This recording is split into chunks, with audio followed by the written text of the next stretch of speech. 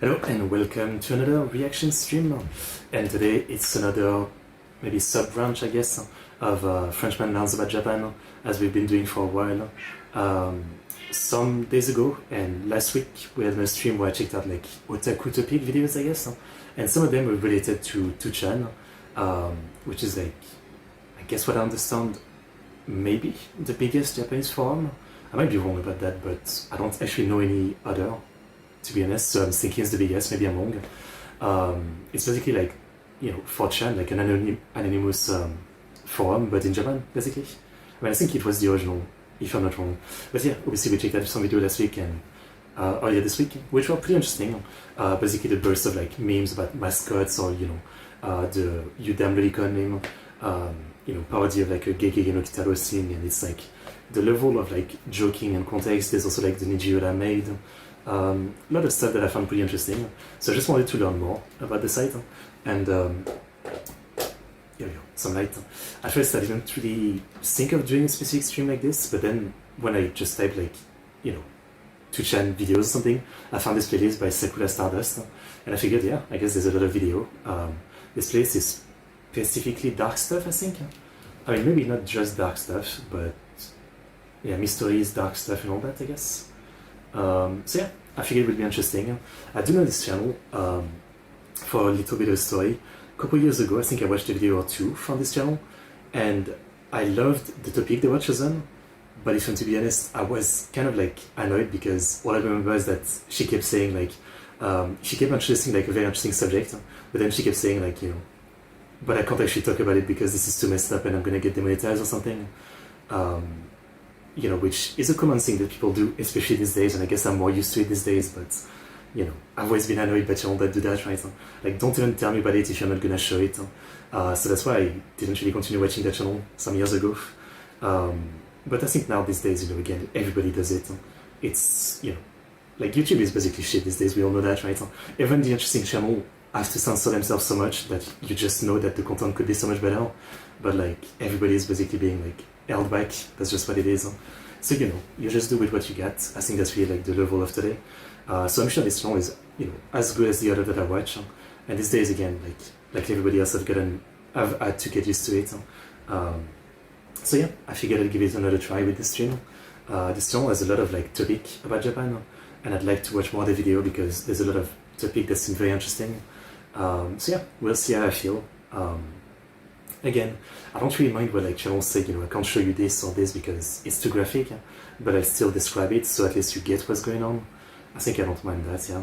But what I remember from this channel was like, literally like spending like 5 minutes telling me about something really messed up but interesting, and then telling me that, you have to research it on your own because I can't talk or show this on YouTube. I remember being annoyed. I am petty. I get very annoyed easily with channels, I know as a reaction channel I shouldn't have like eyes stand out for like what I watch, but as you guys have seen over, the time of my reaction on YouTube, I can be kind of picky about, what I watch. For example, I love history videos, but I don't really watch hand-drawn and comedy-like videos, like oversimplified isn't really my thing. I prefer like serious, and then stuff like this, I like specific type of narration and stuff like that. It's like, I don't know why I'm so demanding, but yeah, it just is the way it is, right? But yeah, so yeah, we see link to the playlist with all the videos from Sakura Stardust, and do check out the channel. We'll start from the oldest video, I guess. And again, if they're good and if they're very interesting, I guess we might watch all of them eventually. Not in one day because there's so many. But yeah, could be very interesting. Again, I'm always looking for more channels to do more streams like this, learning about Japan and many different subjects. The 2chan idea was kind of like spontaneous, so yeah, hopefully it's some good stuff. Also, I should say it's summer, it's really hot. I have my fan on, sorry if you can hear it in the background. I cannot live without it. It is death, absolute death.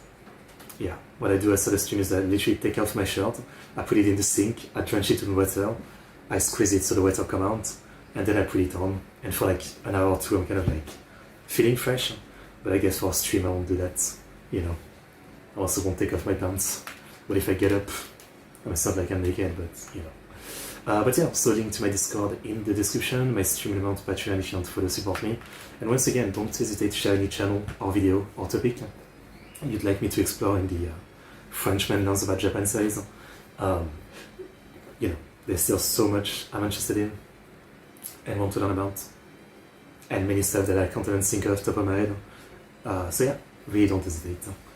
Anyway, the first video is 2chan Infamous Post and Urban Legend, Volume 1. Let's do this.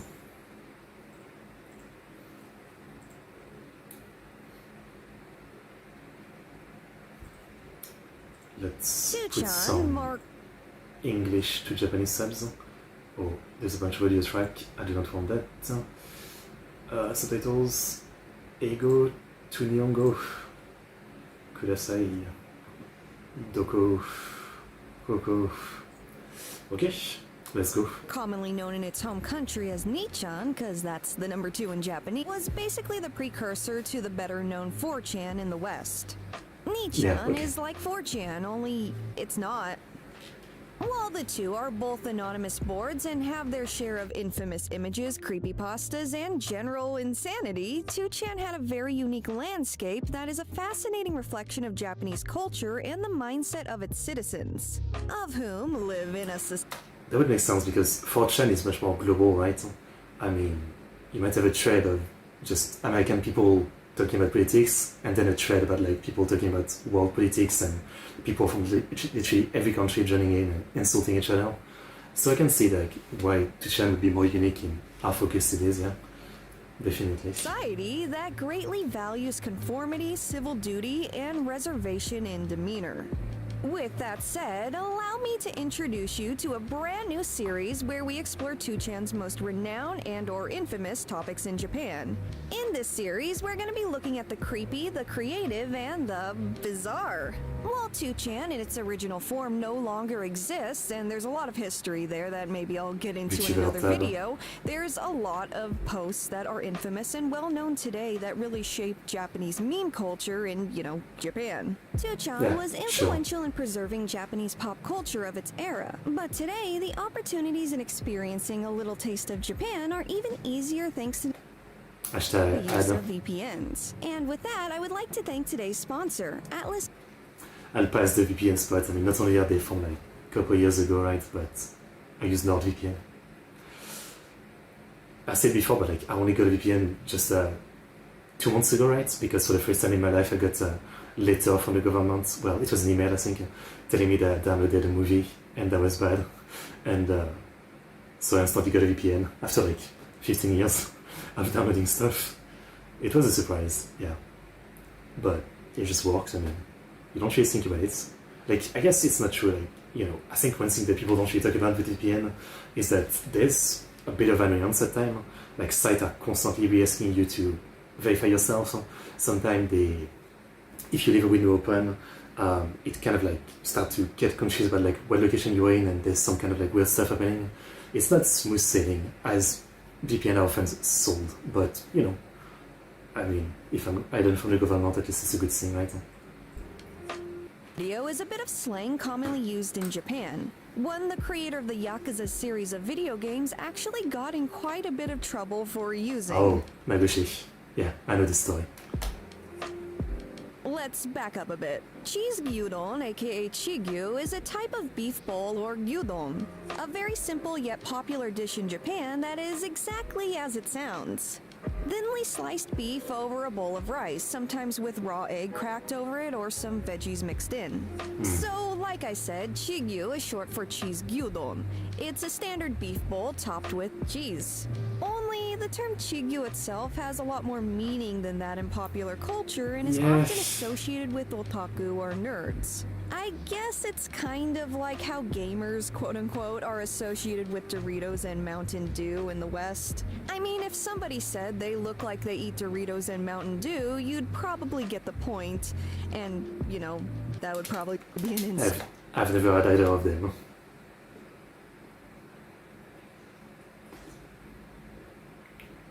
Not a gamer.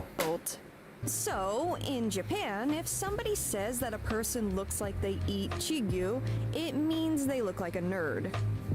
Which is such a weird thing because you know, wouldn't ramen be the same? Like easy instant ramen is what you also associate like people who don't really leave home and just play games to constantly eat. This is slang often seen on 2chan and is heavily associated with this infamous image that was created in 2008. I guess we'll watch this one, but if she covers topic we already know, I'll skip them. But for this first one, let's watch it. Depicts a nerdy young lad ordering a 3-cheese beef bowl. Now, Toshihiro Nagoshi, he created one of my absolute favorite video game series in the whole widest world. Gang of Dragon. I don't know if you guys saw, but Nagoshi left RGG Studio and Sega a couple years ago, and he created his own studio, and he was making a game called Gang of Dragon, which, you know, looked promising, and turned out it fell apart, I guess, and just recently the studio seemed to have closed down. It's fucking dead. I'm so disappointed with it. I'm so disappointed. Like, when it was announced, and you know, the main actor seems to be Ma Dong-seok, a big Korean actor. I watched a lot of the movie from Ma Dong-seok. And yeah, now the dream is dead. Don't get me wrong, I love Yakuza, but I thought it would be interesting to have like maybe a competing series to Yakuza and see like a different touch to it. So I'm just really disappointed. And I've been really sad to see like the amount of people celebrating its death, you know, just because like people are like, he mismanaged the budget or whatever. We have so little information about what happened behind the scene, but people are so happy, like saying, you know, I mean, you know, he is a mismanager of budget and all that and all this. I just wanted to see the game come out. That being Yakuza. Seriously, if you haven't played Yakuza 0, it's... During a live stream in July of 2020, one for a Puyo Puyo tournament, a clearly bored Nagoshi was asked his thoughts on the show and the entrance. After saying he didn't really know what to say and kind of fumbled with his words a bit, he said the entrants look like they eat chigyu. This perceived insult resulted in Sega apologizing publicly for the comment and some of the players in the Puyo tournament posting photos of themselves eating beef bowls. Right, en place the meme. I mean, I don't actually know. I'm not sure. From the way she's describing it, seems like such a light kind of joke, right? It doesn't seem like a big insult to me. But Inuaki Village. Those out there familiar with my Do Not Search Iceberg series of videos may already be familiar with Inuaki Tunnel. Oh, I think, okay, that's what I was talking about at the beginning. I think that was the video I was watching that annoyed me back then, our Do Not Search video, where she was talking about something interesting, some website or some creepy game or something, and then she was just talking about it, but then she didn't introduce it, she just said like, you know, because of YouTube I can't even talk about it or something, and, you know, I was disappointed because, like, what am I watching this video for, you know, is what I felt at the time. A very real location in Fukuoka Prefecture, which was the setting of multiple murders. Inuaki Village is an urban legend that came about in the wake of the tragedies that took place in this tunnel. While the story of Inuaki Village itself dates back as far as the early 1990s, it really gained traction on 2chan when the story was passed around and users even claimed to have visited the location itself. While the story itself dates back to as far as the early 1990s, it really gained traction on 2chan when the story was passed around and users even claimed to have visited the village itself. Did she just repeat her script, or am I having like deja vu? What? Passed around and users even claimed to have visited the location itself. Oh, yeah, okay, While the story itself dates back to as far as the early 1990s, deja it vu. really gained traction on 2chan when the story was passed around and users even claimed to have visited the village itself. Inuaki Village is said to exist on a small side road you see after going through Inuaki Tunnel. Which side? Who is to say? Perhaps the road appears before you upon walking through the Inuaki Tunnel completely, which may be difficult to do in the present day as it is now almost completely sealed shut. This was in a bunch of anime like Mob Psycho, Dan Dan Dan, and other anime, or they have like a similar version of that. Mieruko-chan as well. According to legend, the village itself does not recognize Japanese law or even the Japanese constitution itself. Wow. If one visits Inuaki Village, you're essentially entering a lawless land without any sense of morality. There are many different versions of this actual narrative available online. the most famous version being a very early form of creepypasta, though at its core is referred to as a kowai hanashi, or scary story. This story goes as follows. In the early 1970s, a couple was driving to Hisayama, a city also within Fukuoka Prefecture. During their trip, their car unexpectedly breaks down in a desolate area surrounded by forests near the eastern base of Inoaki Mountain. With no other choice, they exited the vehicle in search of help. Eventually, while following a small road, they see a sign stating that the Japanese Constitution would not be recognized beyond that point. It's like the US thing with like people calling themselves sovereign citizen, I guess. The couple took it as So you can't something arrest of a them? prank and nothing more. With that considered, they continued onward. Upon reaching a small village, they assume it was abandoned some time ago as no people were around. The couple was just about to turn around and head back down the path they went down before being stopped by a crazed elderly man. He welcomed the couple to Inuaki village before pulling out a sickle and attacking them. As far as the outside world, the world that knew this couple understood, the couple in question was simply never seen or heard from again. Kawaii. There is another, less popular variant of this story. One that claims that a call is made to a telephone booth near Inuaki Bridge one time every night. It is said that if somebody answers that nightly call to the phone booth, they will be transported to Inuaki village and cursed. Upon arriving, they will slowly lose... I think I saw a movie about this, or am I crazy? It was a pretty cheap horror movie. Oh yeah, it was called Harding Village, that's the one. It was a pretty bad horror movie, and it's part of the trilogy, I believe. By the director Takashi Shimizu, the guy from The Grudge and Joe and The Grudge. Harding Village, Suicide Forest Village, and Oxhead Village. That's what it was, yeah. But they're all terribly rated, yeah. I just watched Harding Village and it was a really cheap horror movie. It's kind of a shame, I mean. The Grudge is just incredible, right? And people have talked many times how Japanese horror movies kind of died off. 20 years ago they were like so freaking strong, 20 to 30 years ago. And it's kind of sad to see again, like, one of the directors, like, that was literally like responsible for like one of the most famous ones, the Grudge series, right? Which are amazing. And yeah, 20 years later, like, it's just not the same, just not the same. Things really died down now. Control of their mind and body from this curse. The legend of Inuaki Village is well known in Japan and left a lot of online users searching for the village and trying to figure out where it would be placed on a map. Weird thing is, a real-life Inuaki village did actually exist in Japan. This real-life equivalent predated the legend, the tunnel, and the murders that occurred in the tunnel. Having existed from 1691 to 1889 in what is present-day Miyawaka City after the village itself grew and merged with the surrounding areas. It was merged in 1889 with the Meiji Restoration. The Denko Sanyo.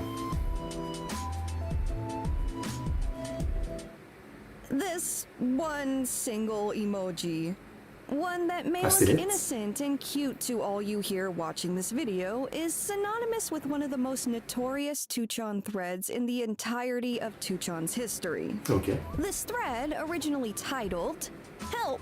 The girl I like won't respond to my emails," starts out simple enough. OP is asking for advice because he emailed a girl he's interested in and never received a response. Keep in mind that email can refer to text messaging, as it was referred to as meru in Japanese, similar to how meru is also referred to as emailing. So emailing and texting is kind of synonymous going forward. I will mention that a few more times as the video goes on. Anyways, OP refers to this girl as Denko for privacy's sake. Because 2chan is anonymous, most people just flat out say she's not interested or that OP is likely ugly, and that's why OP is not receiving a response from Denko. OP insists that there's more to it though, and that he's known this girl since high school. OP personally thinks that Denko and him feel the same way about each other, and they've been talking pretty regularly in college. But then... What if she just doesn't read her email? I mean, some people don't. If it's an email. The dude, OP, just casually includes this response that's like, oh, I only sent her 600 emails so far. Yeah, babe. This is when the people in the thread realize that OP is really...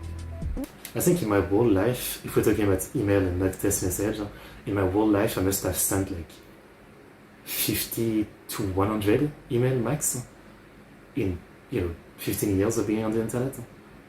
Yeah, it's so rare to actually send one. Really obsessed with Denko. Everyone in the thread just kind of started ignoring OP and at one point started talking about ramen, something 2chan is known to host discussions of, but in this case they were just trying to not respond to this unnaturally obsessed person. Yeah. It does not end there though, and oh golly, I sure wish it did end there.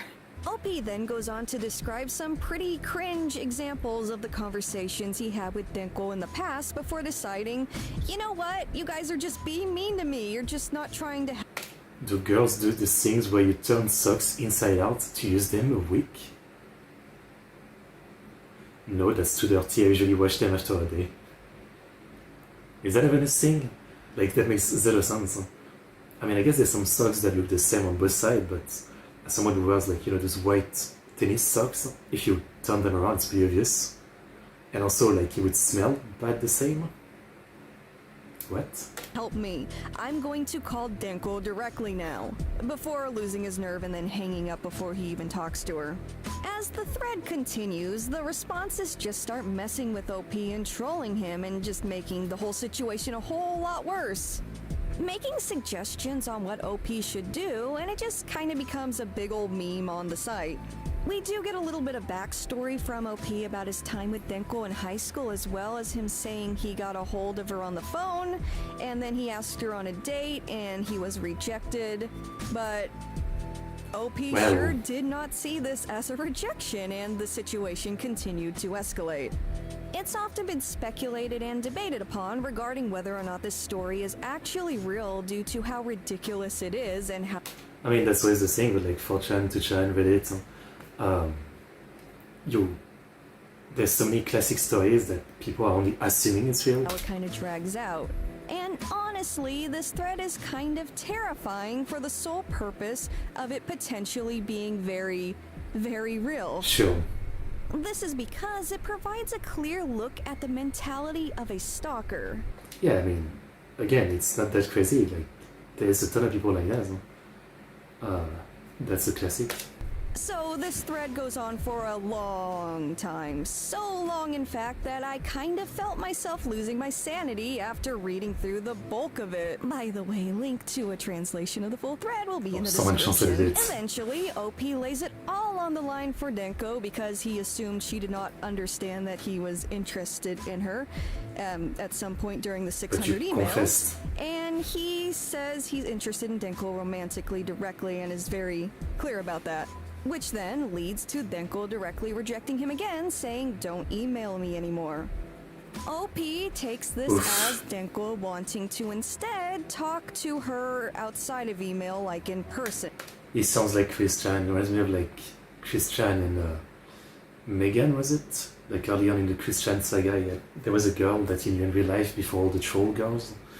And it was more of a thing of like, she was nice to him because she's nice, but we see it's creepy, and every time she would reject him or tell him to touch her less or to leave her alone, he would spin it in some way like this every time. As time goes on, there's a few more other threads because OP keeps going on and on and on about how he doesn't understand why Denko is ignoring him, which eventually results in a quote-unquote friend of Denko, and I use the quotes pretty heavily here, selling Denko's information to OP for about the equivalent of $550. What This information? $550 fee included Denko's current email as she kept changing it over and over again. It's awful. This whole story is awful. I really hope it's fake. Following a really disturbing in-person encounter where he hugs Denko from behind and she understandably screams and tries to get away from him, That is like the Christian picture. she later rejects him one more time in person and tries to have him promise that he will stop trying to contact her or be around her in any way, shape, or form. And now, Man, I just rewatched the movie Perfect Blue by Satoshi Kon, which if you haven't, definitely watch it. It's an incredible movie about a former idol who's trying to transition to being an actress, and a stalker, basically, amongst other things. And it's one hell of a creepy movie. time for the surprise plot twist ending. The whole Denko saga ends with OP going out with the friend who kept selling Denko's information to him. But much like everything else in this thread involving this friend who is referred to as Ako charged OP to date her. Well, And how much did she charge him? Apparently the equivalent of $8,000 and possibly more following this. Because you see, that is the last we Well. ever heard from the Denko saga OP, and this was many, many years ago. I mean, what can I say? You know, as a weight with stuff like this that doesn't have any kind of, people didn't manage to dig anything that confirmed the story. I take it as a creepypasta more than anything, because people absolutely love to make up fake stories. On Reddit, Twitter, 2chan, etc. Like, it's a common thing, right? People literally have fun with that. So when there's like nothing actually backing it up in terms of real proof, I prefer to take it as like not true. Kuma shift. Kuma means bear. And Gikaku means plan. If you're an anime enthusiast and existed on the internet during the mid to late 2000s, you may have seen this Pedo bear Bear. around during that time period. This bear is known in the West as Pedo Bear. Now, despite its namesake and unsavory intentions in the West, which was popularized on 4chan, the 2chan origin of this character is strangely more wholesome. It began as a believe it. single-line Kaomoji, a little bear face with Kuma I Kuma believe written it. in hiragana next to it. Kuma simply just means bear. It eventually evolved There's an anime called Komamiko, and it's about Loli Shrine Maiden and a talking bear.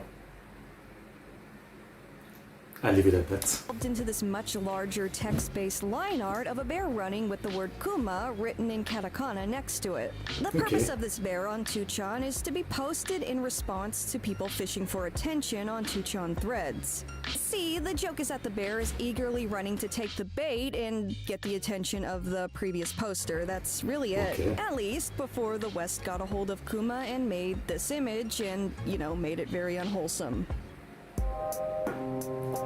Okay, I didn't know that.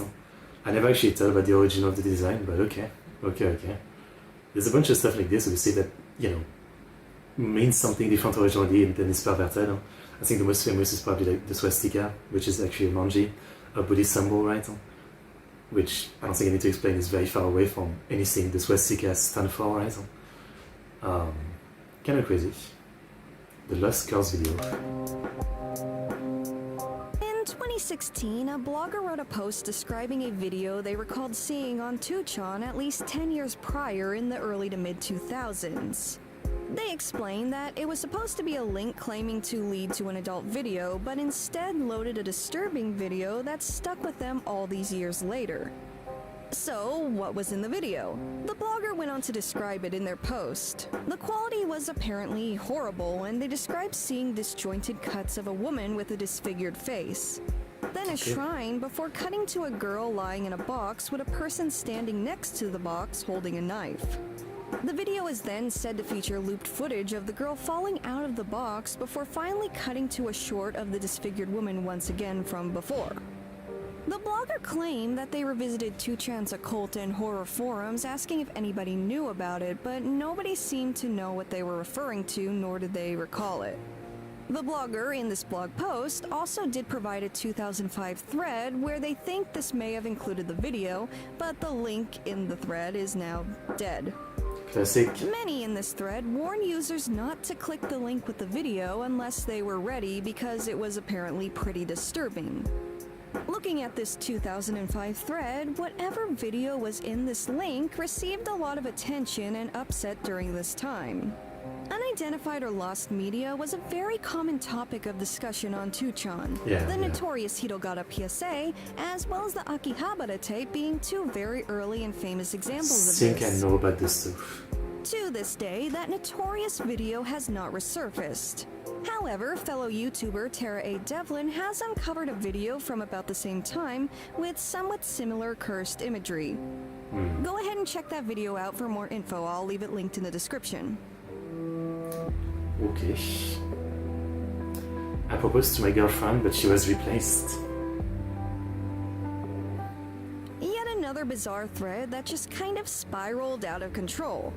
Unlike the Denko saga, where the issue is clearly defined almost to an infuriating degree, this one is kind of hard to pinpoint. And this time around in this thread, it's actually the confusion that leads to the frustration.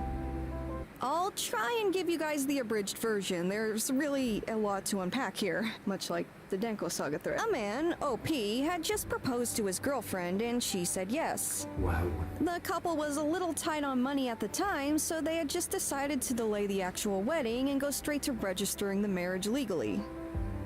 For the entire time the couple was together, OP had assumed his fiancé's legal name was this one specific name. He even recalled seeing this name on a class roster when the couple attended class together in college. While OP admitted that he often used a nickname when referring to his fiancée and even had the nickname saved in his phone, he was almost positive that her real name was something completely different to what it actually was when she signed the marriage papers. Okay. The name OP had assumed, one that he dubbed Hanako Sato within the thread, was instead a name that was in no way similar or easily confused with Hanako Sato, one he described as sounding somewhat obnoxious. He dubbed her actual name Elizabeth Ijuin in the thread. Okay. Keep in mind these names are not the real names, they were just for privacy's sake and to make the situation a little more distinguishable. But despite this, OP swore that he saw the name Hanako Sato on that school roster all those years ago. I mean, my first thing is like, did you ask her? Like, seriously. That's like my first question. Just ask her, right? I don't know. What's this about? He even recalled his fiancée recognizing that name on said roster as her own name. So, what on earth was going on? A very confused OP decided to bite the bullet and just ask his fiancé himself. This exchange had the fiancé very confused, basically saying, "What are you even talking about?" and just kind of dismissing it. And it's time for this already really confusing thread to get even more confusing, like, who was Hanako Sato? As the thread title suggests, OP felt like his fiancée Hanako was suddenly replaced with this Elizabeth person. It was at this point that OP began having a bit of a crisis. He claimed that, looking at old photos, he didn't even recognize the face of his fiancée, that she suddenly looked like a different person. Like, literally. That Hanako was in the old photos and Elizabeth was suddenly here in real life replacing Hanako. OP claimed that the girl in the old photos was Hanako and that the girl in the recent phone photos he had was Elizabeth. But both girls had the same nickname he frequently used to refer them as. OP dubbed this nickname Chiwa. OP felt as though he merged with an alternate dimension where he was with an Elizabeth now, not Hanako anymore. The other...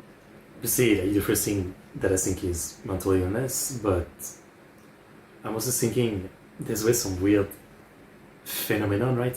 Where he might have been very fixated on a girl, and then he met another girl, this Elizabeth, and he just convinced himself by mistake that she was that girl, but then as time passed, it's clear that she isn't, and it just kind of breaks his brain, something like that. I'm sure there's some kind of phenomenon like that. Posters in the thread ask various questions, like if he had any memory disorders or if the nickname sounded like Elizabeth in any way. Some even asked if his fiancée was Korean or Chinese because there are cultures where some people genuinely have two separate names. Some just joke that the fiancé must have stopped wearing makeup at some point, but OP insisted the change in features was far more drastic than that. So yeah, I was wondering, like, is he just confused about the name, or is it like how she looked, how she acted? Does she not remember stuff? I mean, I don't know.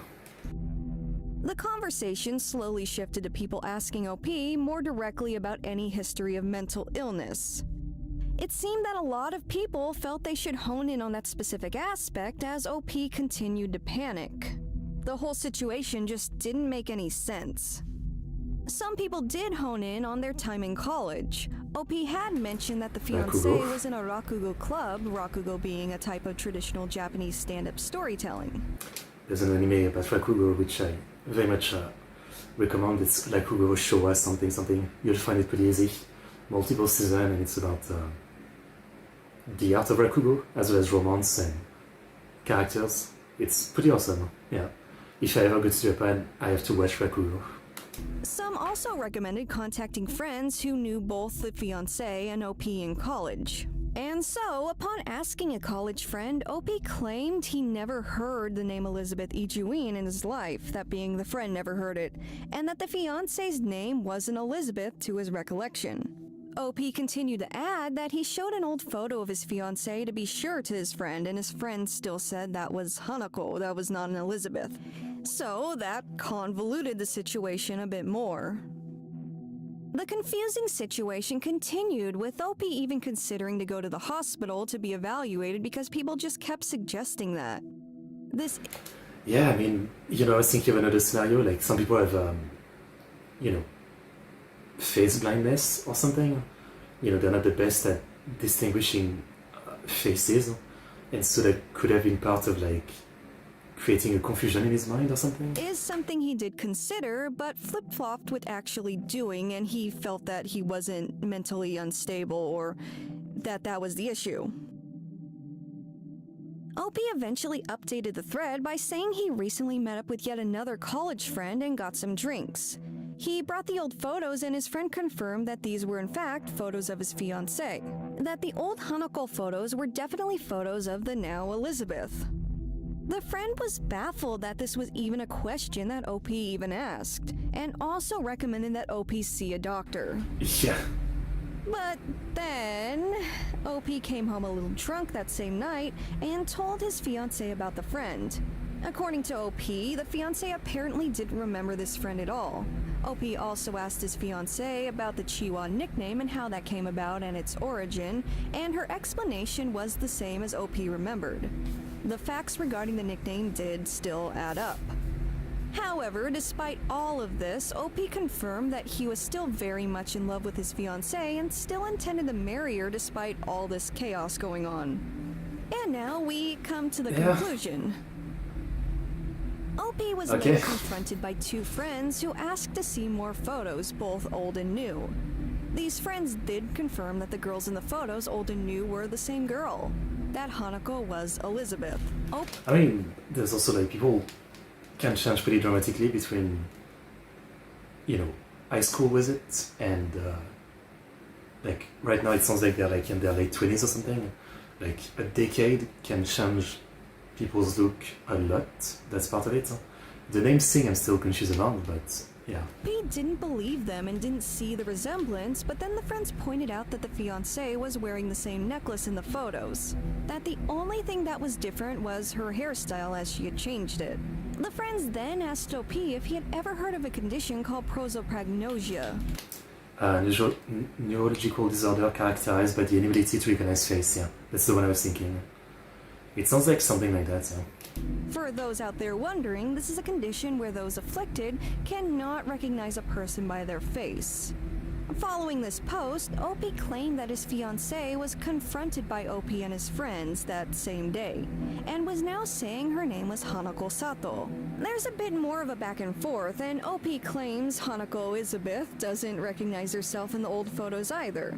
But it's here at the end of this whole thread where the story is far more disjointed and confusing. OP's posts definitely seem more disjointed and frantic. Ultimately, OP thanks everyone for listening, doesn't really confirm what his plan of action is now, and he just kind of dips. This is the last time the OP is officially heard from on 2chan. He's never heard from again. Now, many people have many theories about this thread, and once again, I'm really abridging the whole ordeal. It's very confusing if you read through the whole thing organically. It could have all been fiction, of course, but if not, then OP may have had some kind of mental disorder or emergency health situation that caused all this. I mean, that's obviously, the easy deduction in all this. You could give the benefit of the doubt. Maybe, the girl is actually, it's a scam. There's a scam that's usually played on old people of, remember me, I'm your niece, your cousin, your granddaughter or something, right? Like, there's scams like that to get money and all that. But in this case, it does sound like the OP himself is not well, more than missing. What a weird one. Once again, it's like literally just like a text chat with no proof of anything, but it's still pretty interesting. It just makes you think. Yanaika. Okay. I could pass because I know about it, but I think it's a short segment, so. This is a meme originating from 2chan, the root of it being this face. You may have seen it before. And by looking at it, you may also have a good guess as to why this face has that expression. Even the Japanese phrase associated with it, yananaika, makes things pretty obvious if you know what that means. The phrasing itself translates to, do you want to do it? And by it doesn't mean anything safe for work, I assure you. The face itself blew up in popularity on 2chan as well as outside of Japan, though the origin of the image itself predates the internet. JoJo, part 5, I think? A bit, as it comes from a 1987 one-shot yaoi from an issue of Barakomi, a magazine in Japan geared towards gay men. The title of the one-shot itself isn't even safe for work, actually, the title being Kuso Miso Technique. I'll let you Google any words that aren't understood here. I don't know if I can explain this on YouTube. It's kind of just Google it. The manga itself involves a college-age man who has a chance encounter with another man, seemingly a mechanic, at a park. They then go at it in a public bathroom. One of the panels from this specific scene is where the infamous face comes from. Wow. Now, this manga was relatively unknown up until Japan really love the yaoi meme, right? They love Yananaika, Aniki, Yaju Senpai. till 2002 when a 2chan user posted scans from the Barakomi issue to the boards. People soon became fascinated with the manga specifically, and the full one-shot was later uploaded in full due to this interest. The full upload did not take place until 2003 specifically, however. Following this, the Japanese internet had a field day with it, and by field day I mean created a lot of memes. Eventually, Nico Nico Doga got a hold of it, and the memes continued to circulate throughout the mid to late 2000s. So much so that the face made its way to sites outside of Japan, and the manga itself was translated by users online. You can find that online, I assure you. Love it. Love this kind of stupid little meme. And again, another one where like it's the kind of meme that you see a lot without knowing the context for a long time. I mean, yeah. And kind of like, oh yeah, I just learned about Pedo Bear was actually from 2chan, and it was a more wholesome meme. More each one. There is a vast variety when it comes to art style in anime. While it may not seem like it, art trends and styles have both evolved and expanded in Japanese comics and animation. Some are breathtaking, realistic, and gritty. Others soft and iconic. Distinguishable and recognizable. Sometimes so unique and recognizable that you can name the creator just by looking at the characters they created. Despite Which is something that, it's not fully lost today, but man, I think one of the worst genre today for that is freaking isekai. Like right now I've been watching a lot of the anime of Winter 2026, I always try to give a try to. I always give a try to every show of every season, even if I'm good at majority of them because they're not good.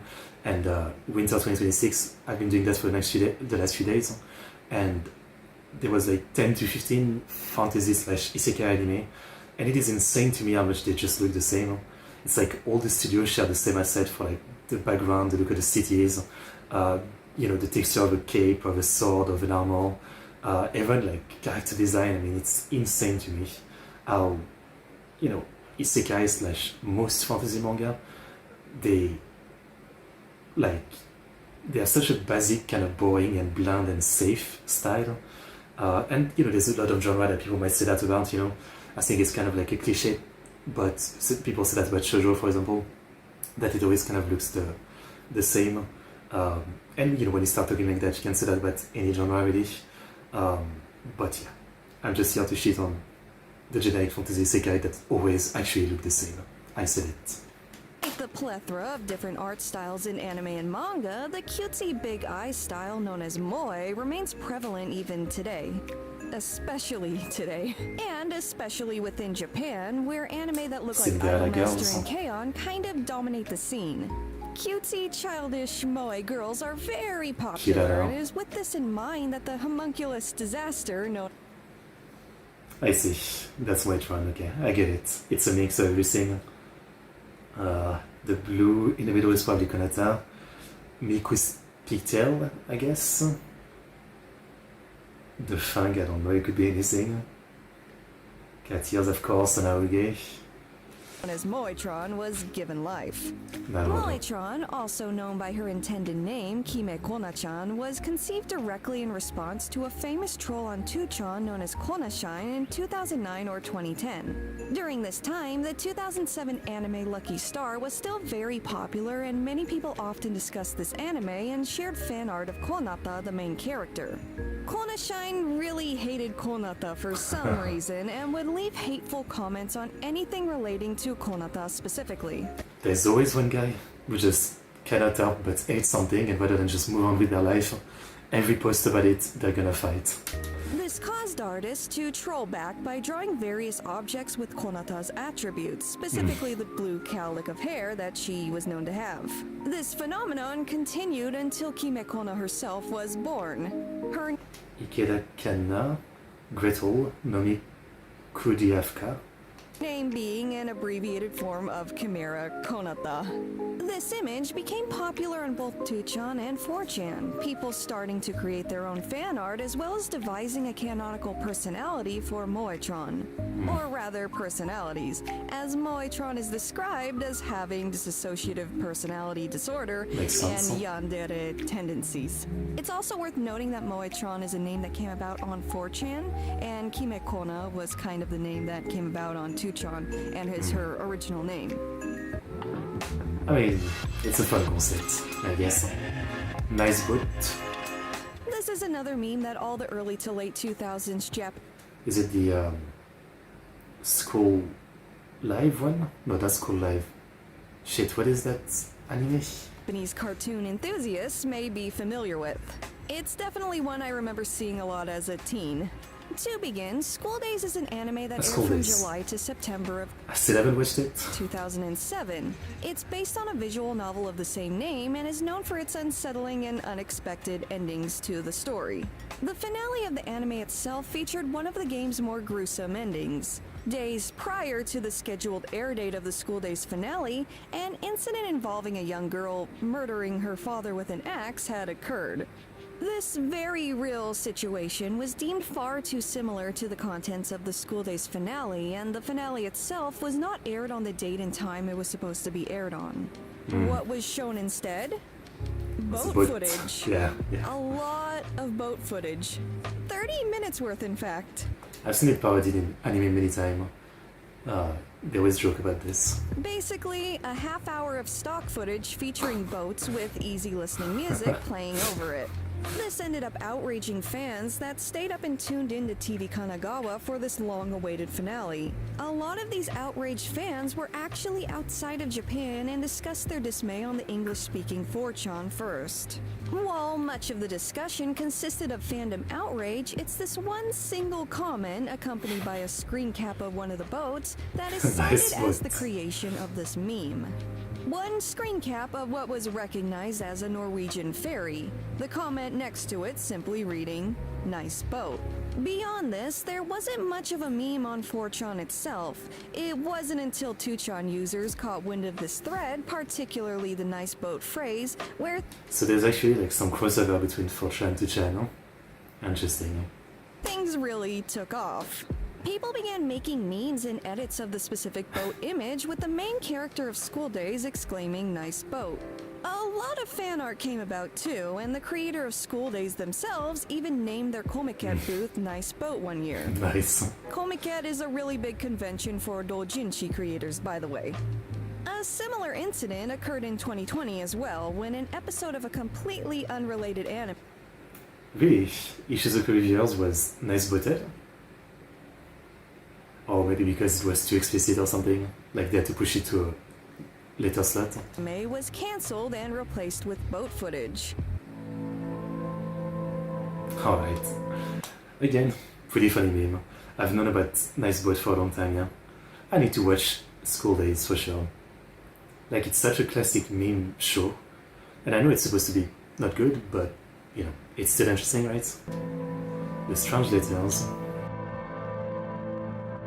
A 2chan user created this thread upon receiving a series of terrifying letters in their mailbox after returning home from a business trip. None of these letters were addressed to the original poster, instead being addressed to a man they did not know by the name Asamu Sakuto-sama. The speaker of the letter uses the sama honorific at the end of this person's name. This is usually reserved for a person of very high status or even a god. Included in this initial post was an image of all the letters they had received by that point in time, 5 in total. Some of the letters were folded in strange, ornamental ways. None of these letters had stamps or the address written on them. They weren't even sealed in envelopes. The only reasoning behind this being that the sender must have hand-delivered these letters themselves. Yeah. What was deemed the first letter detailed the writer recently getting out of the hospital. Despite this, the bulk of most letters made no sense and had no flow or clear understanding. One portion of this letter stating that the speaker remembered exactly when they met this Osamu person, and that her eyes turned completely white in order to read Osamu's mind. Also, that she constantly heard a song playing around her. There's also a bit that mentions her quote-unquote pets, though this is never clarified and it kinda seems like they're not her actual pets.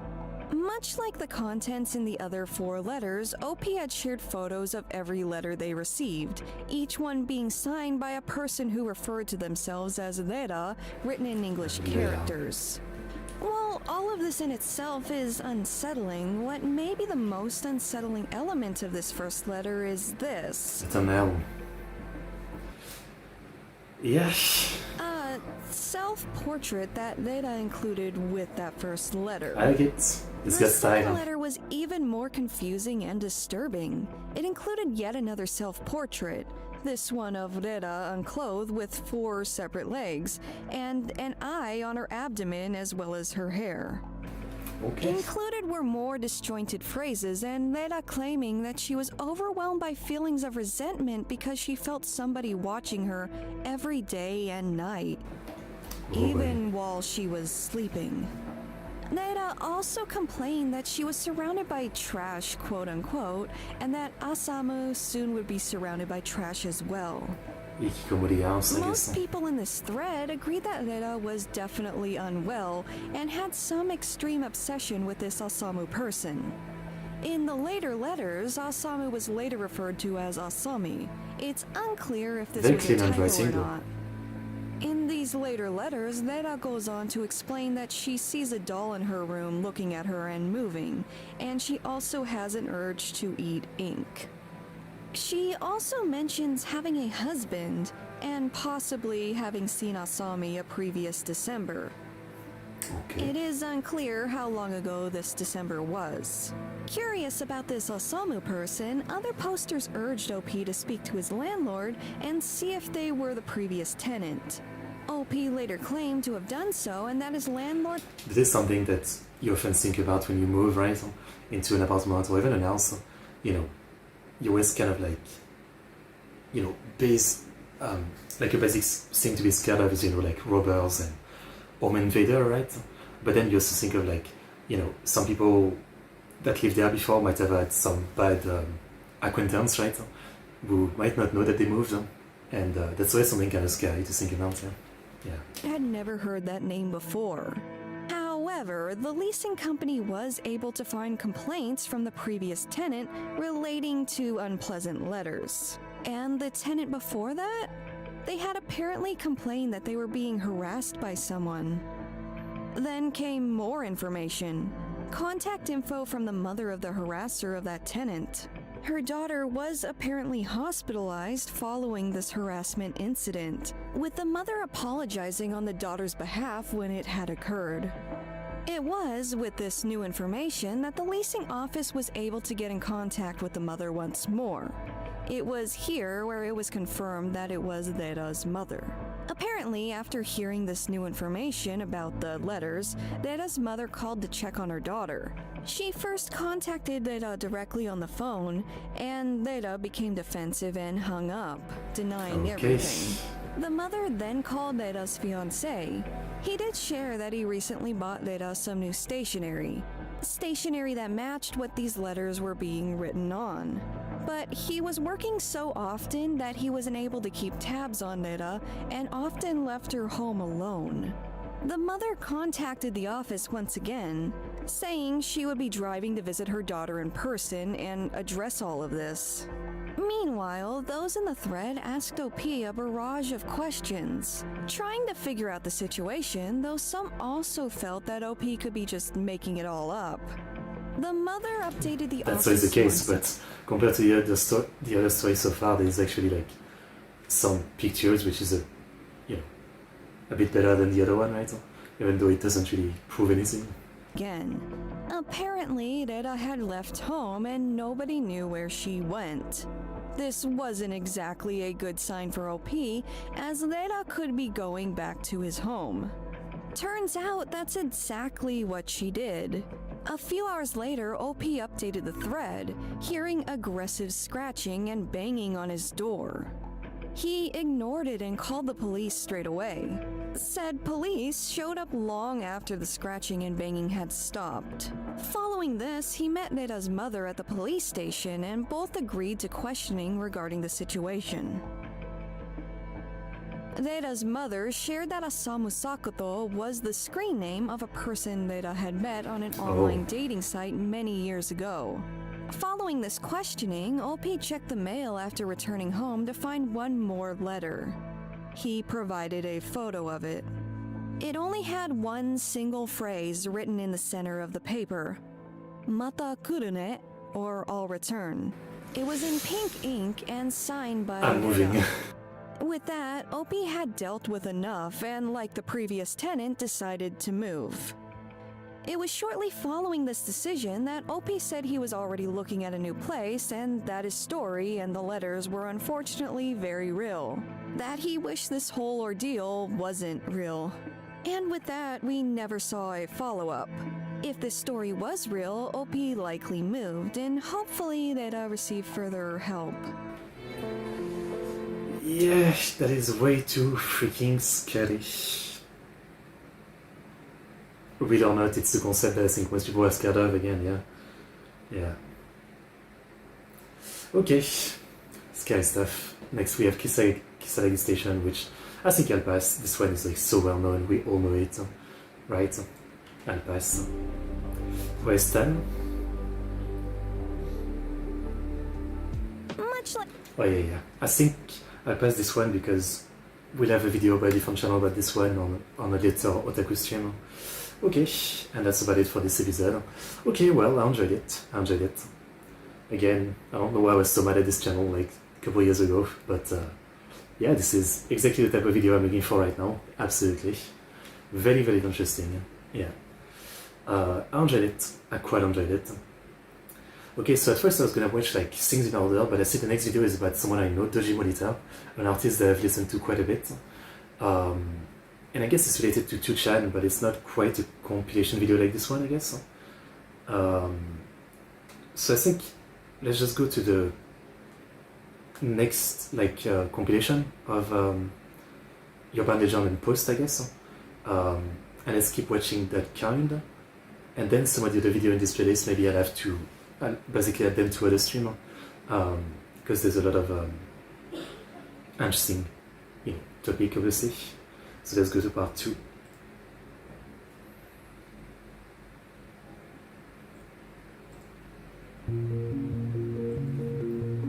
Arctic humanoid. Hitogata is Subtitles, please.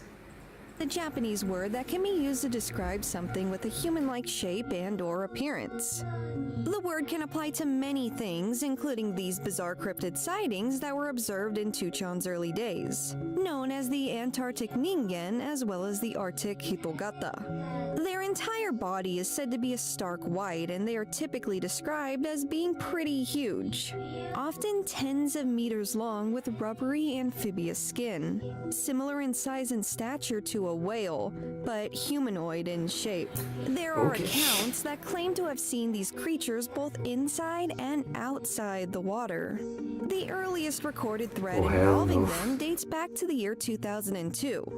This was when photos supposedly taken in Antarctica during a whale research expedition had surfaced. What they ended up photographing, aside from the whales, was also these humanoid large creatures. Following this, other users were able to dig up other unsettling photos of these creatures, all from either the Arctic or Antarctic. Users noticed there were some differences between their appearance based on location. Looks goofy as well, this one the though. Arctic humanoids became known as the Hitogata, while those sighted in Antarctica were called Ningens. Both of these words mean human or humanoid, and all sightings had a distinct human shape. The popularity and intrigue in this topic existed for multiple reasons. While cryptids aren't anything new as far as urban legends go, it's how desolate and unknown the Arctic and Antarctic regions of the world are that makes it believable and terrifying to many. That includes the vast ocean that exists below the surface in these areas. Very little of these parts of Earth have been fully explored. Undocumented species existing there is very possible. Some felt that these could be human-like mammals that evolved to survive frigid temperatures by growing in size and adopting features similar to seals, whales, I'm sorry, but if you show me this freaking mammals image, found I in can't take it cold seriously. regions. Many took to Google Earth and shared images from the Arctic and Antarctic regions that appeared to resemble the Ningen and Hitogata in the photographs. Now, not everyone was on board with believing that these giant aquatic humans existed in the Arctic, and that's fair. Many speculated that they were just uniquely shaped icebergs or even aliens. Many strongly disagreed with the naysayers, though, and dug up Ningen sightings and related incidents in the years following. Some incidents dating as far back as 1918. The latest Google Earth find was uncovered in 2016, it appears, and many people believe the Antarctica humanoids still exist to this day. I mean, I always kind of see the appeal of the mystery of the Antarctic and the, insane layers of ice and what might be frozen in there, right?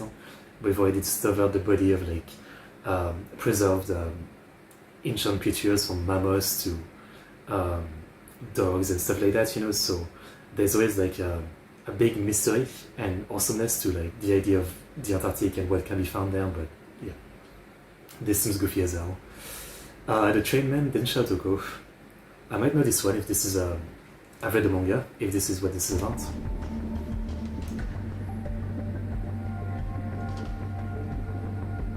While 2chan often hosted some pretty scary and bizarre stuff, this is one of the more wholesome threads. One that became famous and well-known throughout Japan, not just with internet users at the time. So famous, in fact, that the thread got adapted into a novel and even a drama that saw localized...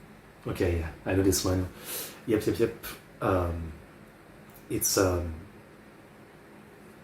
similar to Chicken Otoko.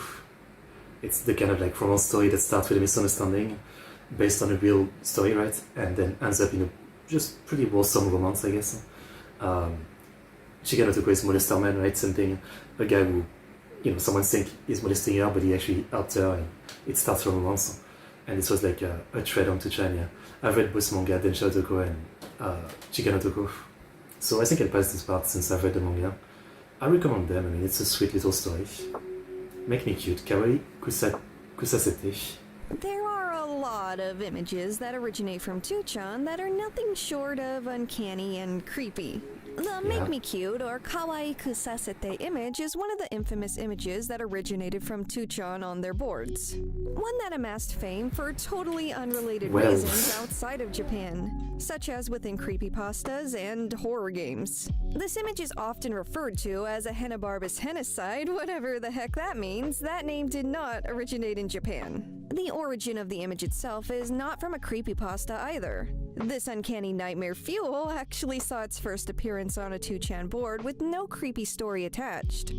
Instead, the poster who attached it gave forth a challenge to try and make this unpleasant image into something cute and endearing. And people did try and make this image cute, and the results really varied. I mean, this one works. The Make Me Cute thread dates back to the... I guess this works because the otaku glass are like the best way to make anything cute. Year 2004, that iconic year in 2chan history I mentioned before. That rhymed. I didn't mean it to rhyme, but it rhymed. There's also the text attached to this image. It's basically a chain letter. If you're an aging millennial like myself, you may remember the era before smartphones, when you didn't have folders or chat logs to keep track of text messages. They all just piled together like an email inbox. It was awful. Also, the cameras were really bad, but golly did Motorola Razrs sure look cool and fancy back then. My first phone was a Motorola, yeah. I'm not sure about the model of what it was, but it was cool. Anyways, back in this era, every now and then, I would get these annoying texts. Chain letters that said something like, "Don't delete this! Forward this text to 15 people or your crush will hate you and you won't be attractive, and oh, also you'll die in 7 days, so you better forward this to 15 people!" TLDR, this image is basically that, with a spooky image attached for good measure. This specific image with the text was likely used in email chain letters as it was 2004. However, earlier versions of this image may have existed in 2chan as well. Like Jeff the Killer, this image was clearly modified from an original image. There have been a number of searches trying to find the origin of these legendary creepypasta images. This one did see a great deal of developments, with an old photo of a Meiji-era doll found to likely be the original image. This original image likely originated from an auction site listing.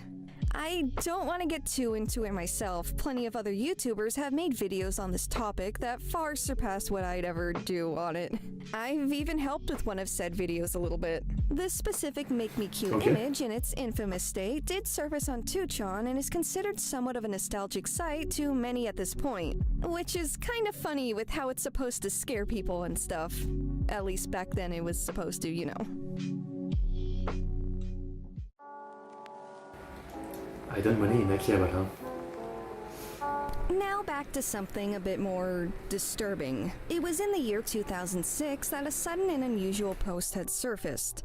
The post was by a man claiming that they had hidden 50,000 yen somewhere within Tokyo. This is less than $500 give or take the current exchange rate. This poster claimed that they had seen previous users claim to hide money within the city, though these ended up being fake, made by trolls as LARPs. This poster wanted to hide the money for real and see what happened. To spice things up, OP stated that the users only had that one day to find the money. Well, technically it was less than a day. This post was made around 2 in the afternoon that day, so it was more like 10 hours. Sure. But yeah, if nobody was able to find this money, the OP would come and retrieve the money at midnight and call the whole search off.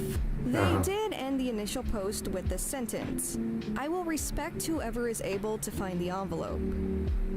Hints were promised to be posted throughout Sounds like an elaborate troll to get people to leave their house. the day. The first one was given right away. The clue was in code, deciphered and found to be in a primitive form of kana input that spelled out Akihabara. The second hint came later on that day.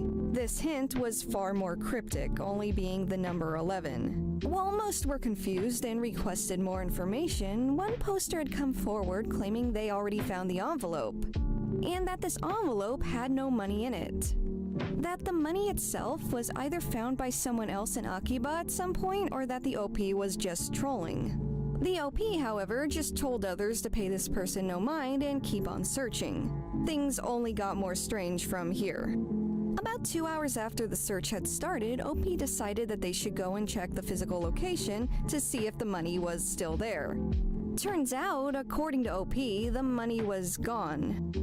But then, OP said they were gonna look a bit more and see if the money was moved somewhere. Moved? A little while later, OP claimed to have found the envelope of money after all, stating that original spot was so dark that they simply missed the envelope when looking the first time. And this was when OP began insulting the other people in the thread, mocking their intelligence and claiming he felt they weren't smart enough to actually solve that second riddle. This second riddle still being just the number 11. OP then began demanding that people start proving they were able to solve the riddle in order to prove that they were smart enough. If they failed to do so, OP threatened to just give the money to a homeless person. Sounds like a good thing.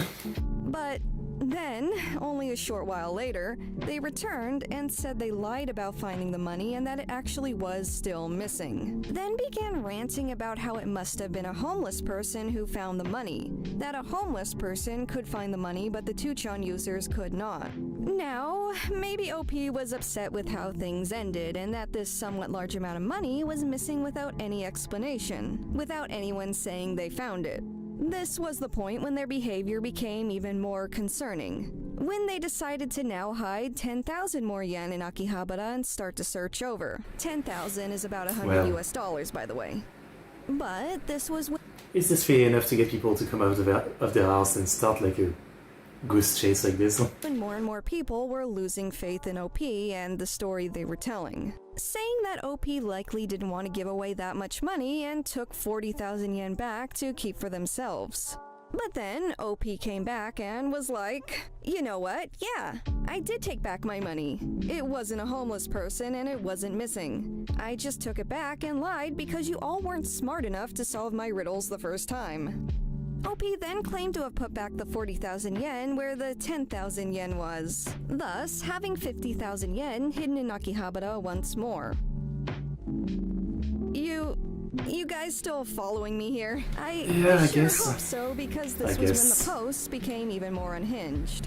With OP claiming that, while the money was there now, they may just decide to go and take it all back again if those searching weren't smart and quick enough.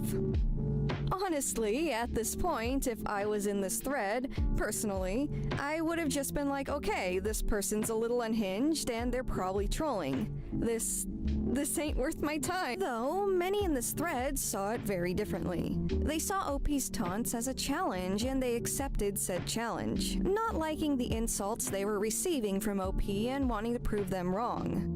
As time went on, though, more people lost hope in this whole thing and the thread just turned into an argument regarding if anything OP said at all was real. But then, OP returned yet again and provided some disturbing details. According to OP, yes, they did lie about hiding the money yet again, but then claimed that they did hide something that first time around, but they never said it was money. Looking back at the very first post, they did say 50,000 was hidden, but they never said 50,000 yen specifically. OP then claimed that the envelope instead contained cockroaches. They then stated that This the is a troll 50,000 post. yen was still You've hidden lost me. somewhere in Akiba, but it was not in an envelope. It was just money that wasn't in anything at all. Okay, let's pause. Now, there's no way 50,000 cockroaches were You've inside an lost me. envelope. That's just not physically possible. OP likely saw that they didn't put yen in that first post and went with it as a cop-out. Probably. Possibly. Them taking and putting back 40,000 would only make sense if it's money. Either they're trolling or backing out or just LARPing and seeing how far they can get with this whole thing. But I don't know, man. See, the final outcome is more disturbing than that. Let's continue. More and more readers became outraged, which is only natural at this point. The outrage turned into more arguments more than anyone actually trying to solve the These people are really bored. I mean, I've never been someone to really engage much on the internet, right? Outside of making videos, right? But I mean, comment section, Reddit, whatever it is, right? It's insanely rare that I even post a simple reply to something. Even less that I start a conversation. I always say it, but back in the early time of me being on YouTube, maybe in 2012, I can't even remember what kind of video it was. But there was a comment that really annoyed me, so I replied, and I didn't want to be an asshole, so I literally spent 30 minutes writing a good reply, a long, well-thought-out reply that I rewrote multiple times to not sound aggressive or something, disagreeing with someone about something, and I can't remember what it is. And I remember taking the time to make sure this was good, and then the person just replied with a basic, insulting your intelligence kind of answer, rather than anything interesting. And then I replied. And then it evolved like that for a day or two of replies. And by the end of the second day, I was just like, what the fuck am I doing? I don't know this person. They seem stupid to me. They have no interest in actually engaging with any logical point. Man, I don't enjoy this. And since then, I have never gotten engaged in any kind of comment argument online, at least in writing. I mean, I guess in videos maybe I've argued about many things, but I don't think it's ever been anything like that. But yeah, that was kind of my lesson. I just can't imagine wasting time like that just in posts like this myself, clues, like the kind of arguments you see your uncle have in political Facebook posts or groups, or just any argument on a controversial YouTube video. That works too. And OP became increasingly annoyed by the lack of cooperation and eventually snapped. They broke the already present chaos with a long block of text reading "ooh ya ya ya ya," which is supposed to be interpreted as a menacing antagonistic laugh. This thread is often referred to as "ooh ya ya" among those in Japan, as this was a very pivotal moment within it. What they said next placed this thread in 2chan infamy. You all should be glad you never found that envelope. Those present began taking the words of OP seriously once more. What exactly did they mean? Some went back to the original few posts. The guy just looks like an anime villain, and it's just easily hooking people. Upon doing so, they found a play on words. When OP wrote, "I'll respect the person able to find the envelope" in Japanese, they wrote it in a rather interesting way that can be read as a pun. You see, it contains characters used that can also mean, "I'll terminate whoever finds the envelope." After that, all the OP provided was more ominous laughing. Now, remember all the mentions of homeless people in the thread, specifically by OP themselves? Sure. Days later, according to people online, a homeless man was found deceased in Akihabara. It's unclear how they passed or what happened, but a lot of people were talking about how a homeless person was found. Was this all a coincidence, or was OP at Homeless people fault? pass away all the time. We may likely never know. Okay, that one was, like some of the previous one, I could give the benefit of the doubt, even though I'm never the fan of, this kind of thing, where it's so open to, is it fake or not, right? There's so little proof of anything. But this one was way too much. This one felt way too Shunibyo, I guess. Nijioda made. We've already watched the video a couple of days ago, so we can skip that. Very interesting, though, the maids. What is this? Nevada 10 The Aftermath. Nevada incident is a very well-known piece of 2chan lore that has spawned a large amount of fan art, cosplay, and memes. Its Okay. popularity has even expanded beyond Japan. Oh, I think I've seen the image of the girl. This topic, or rather, this heinous and tragic incident, is not something to be made light of. Honestly, the fact that the internet found a way to do so is pretty disgusting. I see. Nevada is in reference to a 2004 murder of a 12-year-old girl in an elementary school in Sasebo, a city within Nagasaki Prefecture.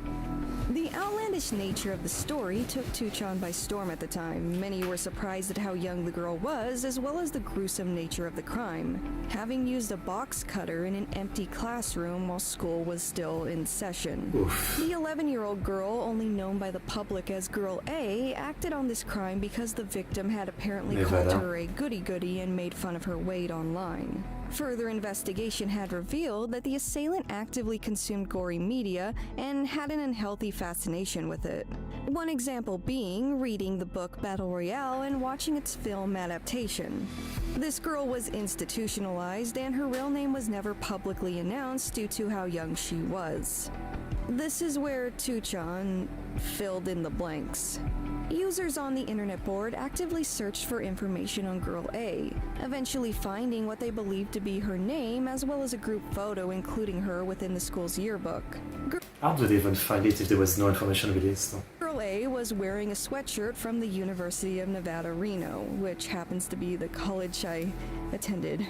Really? And thus, she was referred to as Nevada from that point on. The girl has no affiliation with the university, has probably never been to the United States or Nevada. Sure. It was just trendy at the time to wear university sweatshirts. 2chan continued to dig up info on this girl as well as make memes and fan art. The glorification of unlikely murderers is an occurrence that still comes about every now and then in Japan. Not just Japan, I can tell you that much. I mean, it's a constant thing that I see online. People like chastising people with that. Like almost every few months there's something like that, right? Actually, you see it all the time. You know, like the meme of like I can fix her, or anytime there's like an hot guy killer, same thing. He has a bunch of groupie, which frankly, I guess I'm wrong. It doesn't even have to be hot, right? I mean, Charles Manson, you know, ugly ass motherfucker. Like he had a bunch of girls into him, he even married in prison. It's kind of insane. Like you know, if someone gets interested like that and someone was convicted of an horrible crime in prison, this person has clear mental illness and they shouldn't be allowed to act upon this mental illness, you know? I don't know. But yeah, you see it all the time. I mean, I think a lot of people do it ironically. Anytime it's like a cute girl, you know, people say I can fix her and stuff like that. Most of them it's like ironic.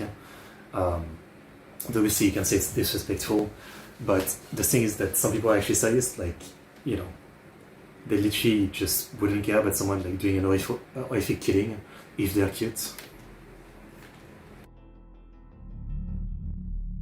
Late night ghost photo club.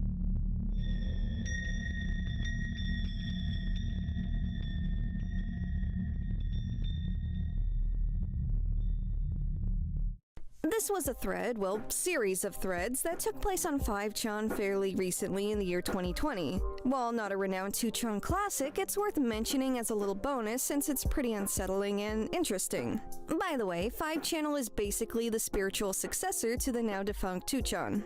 Again, another story for another day. I might get into it at some point, we'll see. As the name suggests, the thread was dedicated to sharing photos that supposedly captured real ghosts on film. This thread's activity came about late at night in Japan. Ghost photos themselves have quite the history on 2chan. Many renowned photos first made their appearance on the site before going viral and appearing in convenience store books about urban legends or internet mysteries. Some even made their way on Japanese variety shows like Night Scoop. We will be talking about some particularly famous ghost images later on in this 2chan deep dive series.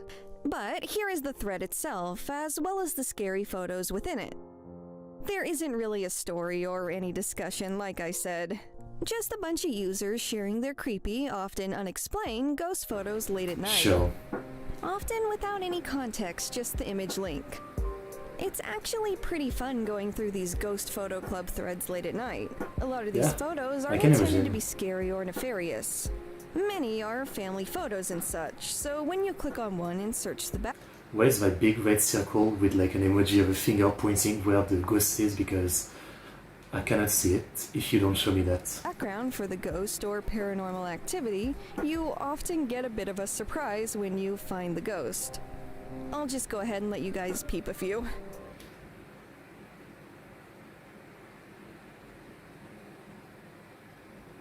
I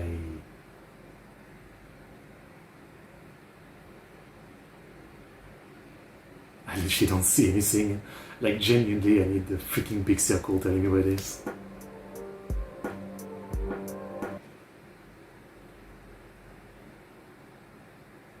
Guess there's kind of a face at the top window.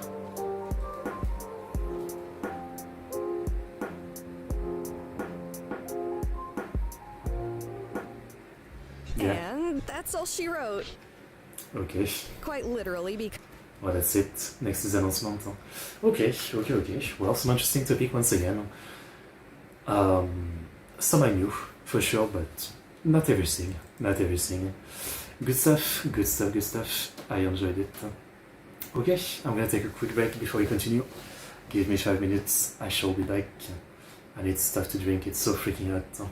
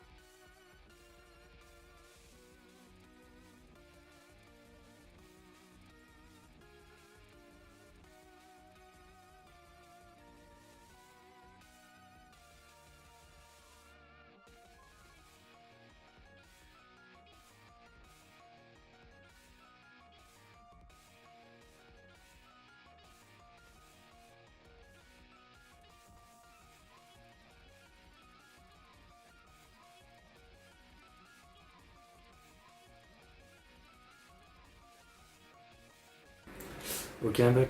Sorry for the wait. I have returned. So yeah, that was a good episode. What do we watch next in this playlist? It might have been the last of the episode. At least, no, here we go. Here's another one. Dutch titles like 2chan and Famous Post. Okay, volume 3. Let's go to volume 3. BGM off. Oh, doggo. Okay. Well then. Nice doggo. I love the doggo. 2chan is basically the forerunner to 4chan, which are both forums you can access and utilize anonymously. And the whole anonymous part, well, it allows... I mean, frankly, I always thought there was a weird way to describe it. Sure, like you don't have a username and you have just a number or something. But I would still call most forum anonymous. Like majority of people on Reddit, sure, I guess there's like a post and search history maybe, but even then, most people don't have the actual private information, right? The only difference is again, like there's like a saved history maybe, which you can make private. So to me, it's not that different, right? Yeah. For a more unfiltered look at, in this case, the minds of people who live in Japan. Yes, the room did get a little darker, by the way. I closed the curtains. Okay, I guess I'll pass the intro. Let's go to the first case. Let's roll on with it. This urban The legend is 2chan infamous file. to online users in Japan, and 2chan for Modo Live. the thing is, it could be an urban legend, or it could be a completely valid and real collection of files that is now lost media. This story begins in 2006. This was the year that a highly concerning file was supposedly leaked online. This file is recalled as specifically being leaked to Winnie, a Japanese peer-to-peer file sharing program that was popular and frequently used around this time. This Winnie program itself was downloaded through 2chan itself as an archived version of the defunct webpage, and 2chan thread states. Winnie was especially popular to 2chan users as the file-sharing service had the same appeal as 2chan itself did. This was because both web pages could be utilized anonymously, and as you can imagine, this could provide a platform to share and discuss various unsavory topics and activities. Among these was a disturbing file referred to as the 2chan file. Within this file is said to be a collection of images arranged in a way that tell kind of a narrative. All photos feature the same woman pictured throughout various milestones of her life. While reports vary regarding the specific photos in the file, most accounts state that the series of images begin with the woman's school entrance ceremony, followed by later life milestones and images of the woman taken when traveling or on vacation. The claims also deny any risque or suggestive photos existing within the file. At the very end of the collection, the very final photos are said to take a disturbing turn, as these photos, or photo depending on the account, show the woman at her funeral, within a casket after she had passed on. Some claim the woman's face is visible, while others state it was a photo of the woman herself that was placed on top of the coffin. Some online had touted outlandish tales of this file being cursed, that it finds you, whether it's forwarded suddenly or presented online. It finds you when it's ready to find you. Some legends claim that the files add photos each time a user opens it, that each file is added at the end and is a photo of the viewer at their very own funeral, suggesting they're next. While plenty of accounts can be found on Twitter, blogs, and elsewhere online, the file itself remains lost and its existence unconfirmed. In addition to the accounts, frequent mentions of 2chan's file's curse can be found as well. The topic of the 2chan file was featured within an original video anthology series known as The Curse of 2chan. 8 volumes of the series were made between 2010 and 2014. Each episode details real events that had occurred within the site's boards.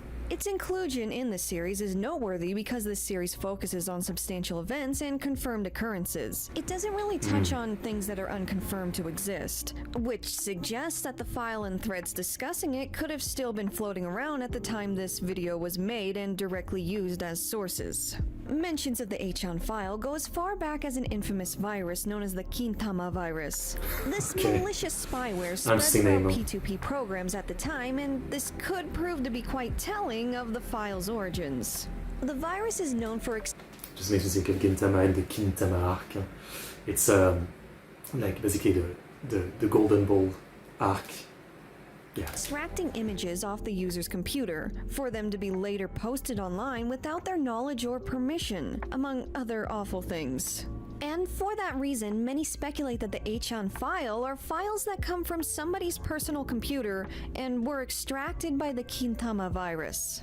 Now, the earliest surviving mentions of the 2chan file that can be found are within archive threads discussing Winnie specifically, with some referring to the girl in the photos as Akemi-chan rather than 2chan. Some also claim that these photos were taken from a family member's personal computer by the Gintama virus, and that it was originally somebody's personal memories of this girl, possibly named Akemi. This information was uncovered by Japanese YouTuber the Tubero, highly recommend by the way, who put a great amount of effort in locating the source of these rumors and potentially the file itself.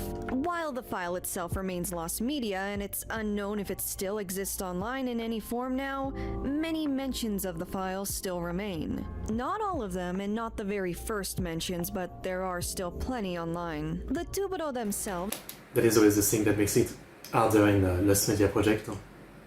You know, once people really start discussing and searching for it, it's kind of like muddying the water, right?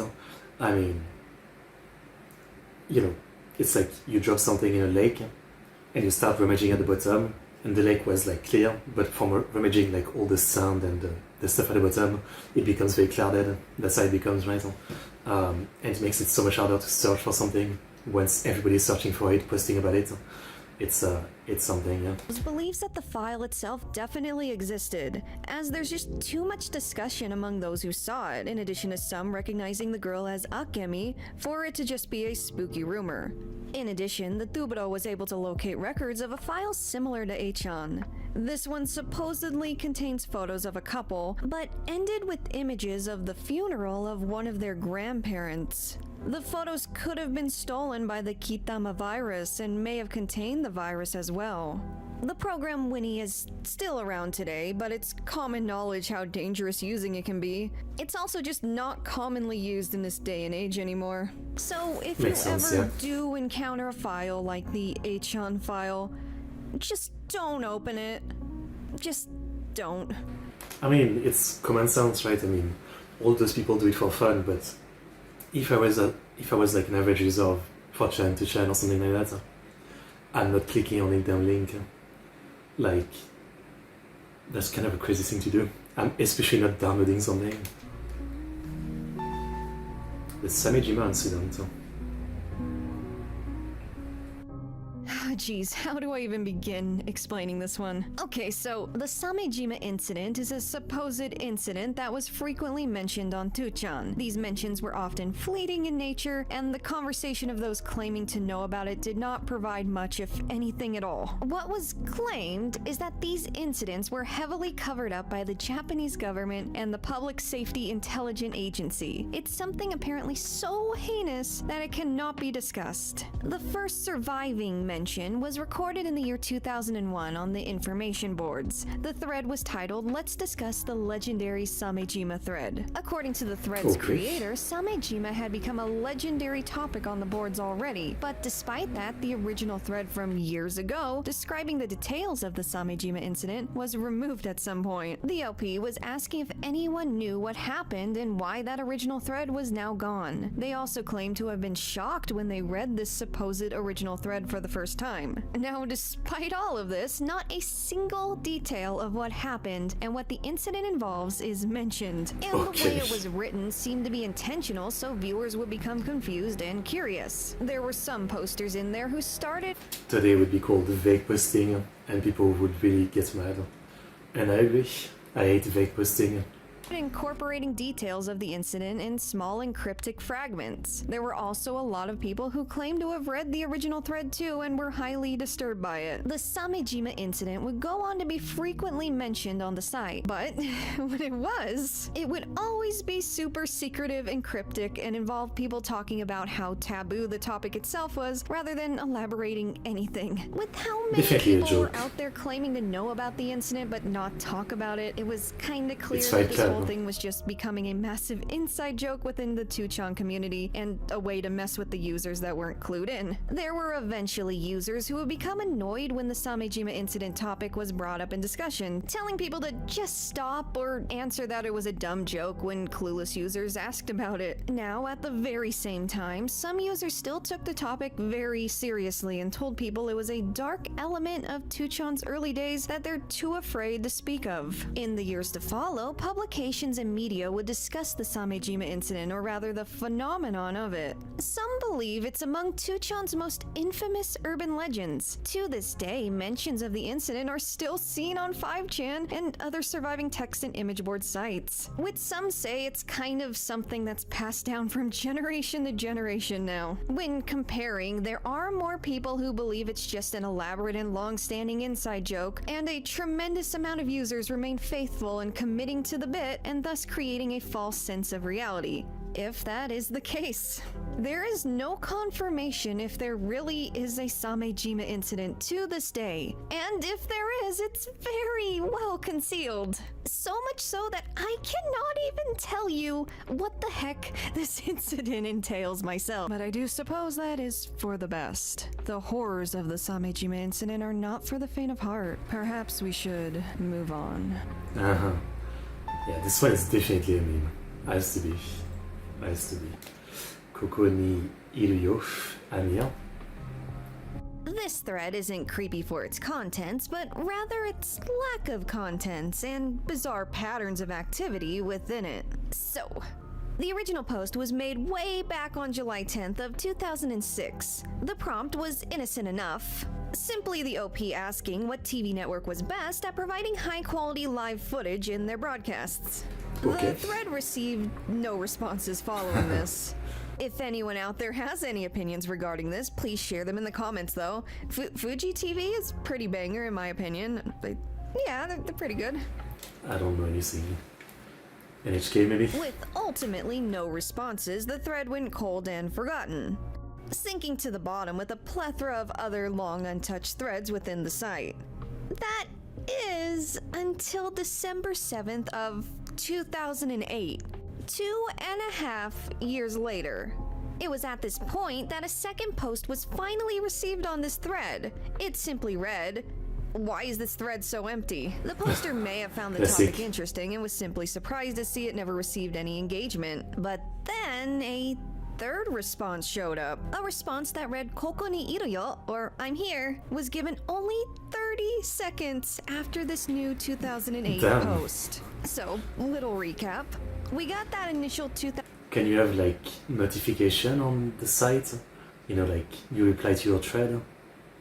Then it wouldn't be that crazy, I guess. Yeah. 2006 post, the one asking about the quality of live broadcast footage. And then we have these two posts from 2008 from separate users, which 2chan does show you if it's a separate user or not based on IP address, and they're 30 seconds within each other. Now, the way 2chan threads work is that they don't necessarily float to the top when there's recent activity unless the poster allows it to be bumped. So yeah, typically the thread would be bumped to the top, but if you put a phrase that indicates that you want it to stay under in your response to the thread, it will not be bumped to the top, and that's exactly what happened in the second response. This post had included a specification that made sure this thread wouldn't be bumped when new posts were made. So, this over 2-year-old unpopular thread with no responses or conversation within it would have been long buried and would have taken quite some time and effort to ultimately get to. So, for another user to reply immediately like that, well, it's creepy.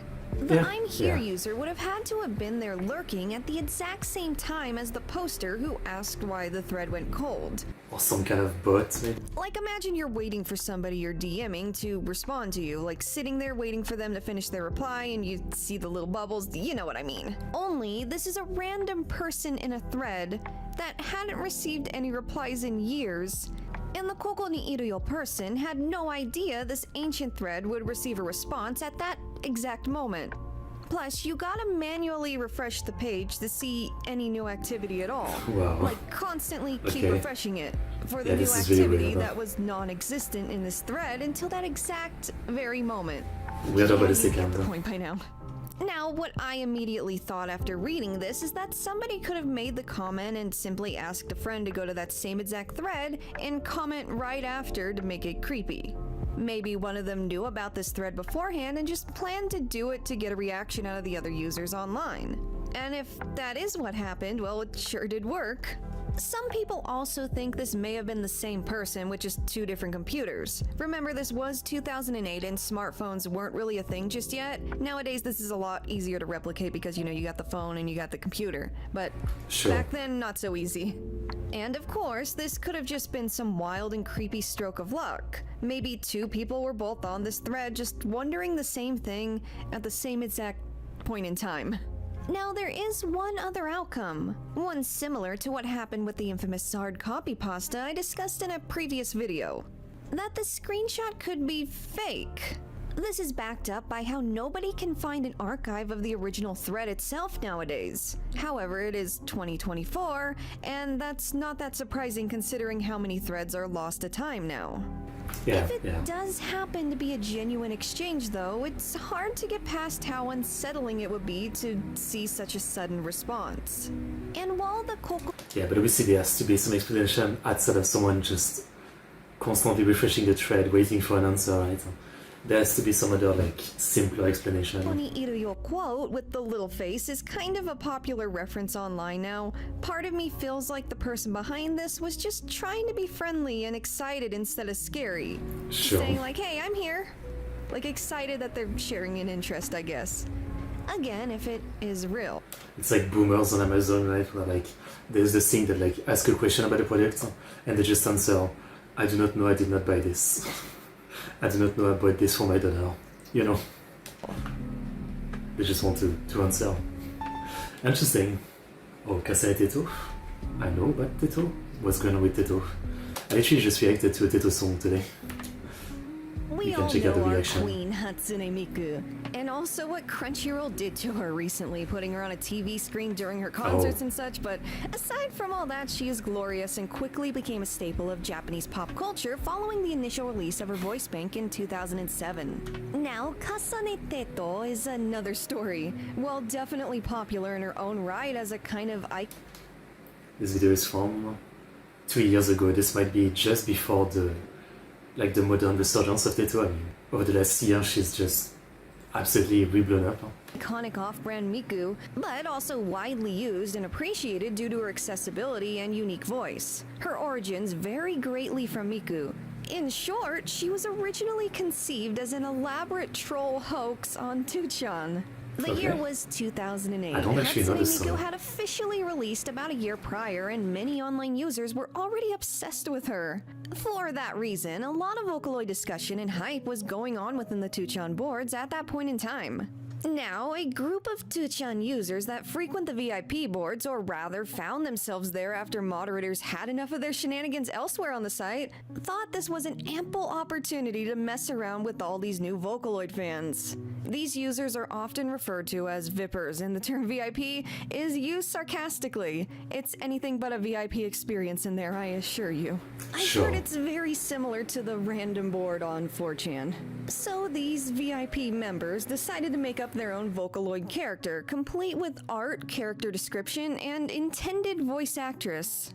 Having the nerve to claim that Doraemon's voice actor at the time was coming on board for this project. And Sure. they told those in the board that this was a leak for the new Vocaloid voice bank. Despite the fact that the initial Teto reveal post was made on April 1st, people ate this news up, rejoiced even. The art accurately replicated the style of the Vocaloid box art back then, and was very believable looking. Like, those people who made Smash character leaks back in the day, they should have been taking notes. Nobody called the bluff on the Vipers, and it continued to escalate and spread throughout the forums. So who exactly is Kasane Teto? What is her lore? Well, she was described to be a 31-year-old chimera who was fused with a bat. That's what it is? Teto Okay. ages slowly, so appears to be 15 years old, close to Miku's canonical age of 16. Another detail that was mentioned is that she's pretty upset when her age is brought up. Self-conscious Classic. even. She also loves Norway and French bread. Oh, I and was gonna she's say a why the tsundere. croissant. Of course, she's a tsundere. Now, while many became very excited for Teto's supposed release, time passed and that release never actually came. People actually caught on to the joke and were pretty angry. Also, pretty attached to this character and really wanting her to be real now. But as fate would have it, it was around the same time that the software Utau was born. Brief rundown, it's essentially a freeware alternative to Vocaloid that anyone can create voice banks for. This was a game changer because, well, Vocaloid software, voice banks, and licenses, they're expensive. I don't think many realize all the things you have to pay for just to make music with the Vocaloid software. It's not like software like Ableton and, I don't know, GarageBand. You gotta jump through a lot of hoops to actually make music with Vocaloids. Anyways, Utau being free made this community a lot more accessible. And it also allowed a vehicle to make Hasane Teto a reality. A voice actor named Mayo Oyamano came forward and provided the voice to use in Teto's official voice bank. By this time, Vippers who created the prank weren't involved at all. It was the newfound fans of Teto that made her what she is today, which is pretty darn popular. Of course, she blew up in popularity initially following her official inclusion to Utau, but years later, Teto would be officially recognized and included in the Project Diva video games alongside Hatsune Miku herself. That's great. Teto has also been included on official Hatsune Miku merch. Okay, so this song was already out. I always forget when this song came out again. So by the time she made this video, this was already out. I mean, this was the song that really like made her like blow up once again. And yeah, I guess in the last 2 years it's been non-stop. I mean, again, like I just reacted to a song this morning that's already over 1 million views. Came out 2 days ago. Teto song. In the past. Ever since then, it's become somewhat common for those on the VIP boards to create some kind of wacky Vocaloid parody character for Utau. They're now referred to as Vipperloids and often have some kind of wild backstory and design. They get pretty outlandish, I assure you. I'll link an interesting thread I found on r/hobbydrama if you want to read up on this topic more.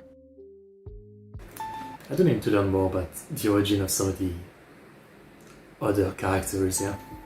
Confession from a former stalker.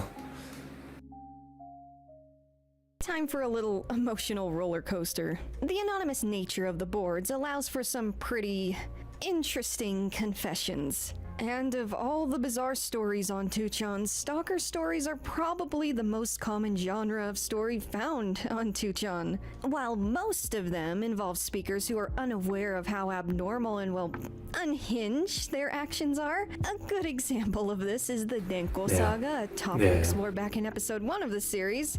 The difference with this story, a thread originally posted in 2012, one that makes it extremely compelling, is how the poster is now well aware of the severity of their actions, claiming to be a former stalker, and no longer engaging in these actions after almost a decade of following someone. The poster begins this thread warning that this may just be a lot of her ranting to herself, and that she just wants some anonymous people online to simply hear her story. There are responses agreeing to listen right from the start, and the story begins. OP, who refers to herself as Pucci, is a 22-year-old adult who has entered the workforce. She claims to look similar to actress Juri Ueno in the drama Nodame, and the object of her affection is a 24-year-old man referred to as Matsu, also a working adult. She describes him as stoic and similar in appearance to an actor referred to as Yampi, and after a little research, I believe she's referring to actor Tomohisa Yamashita. Now, Pucci had met Matsu almost 10 years prior to this post, back when they were in middle school. She recalls falling in love with Matsu as he won an award at her school's annual athletic meet, stating that it was love at first sight. Because there was a difference in 2 years, Pucci was pretty sure they'd never have a chance to meet and talk, so she took matters into her own hands. She recalls initially just watching him play basketball when her class would be out in the same area. Eventually, though, Pucci was able to interview Matsu through a club she was involved in, as she made the suggestion of interviewing the star athletes of the school. Once she conducted the interview, she found herself jotting down random little facts about the boy in her notebook, stuff like his food preferences and such. And eventually, these friends referred to OP as Pucci due to her following Matsu around like a puppy. However, included in the things Pucci she had learned was that Matsu had a girlfriend. And throughout the whole thing, Matsu was pretty friendly to her. Now, at this point, it probably just sounds like a typical shoujo anime or J-drama, right? Well, don't forget that she's a self-proclaimed stalker. Cause after summer break, Pucci was gifted with a camera, and that camera quickly became filled with images of Matsu.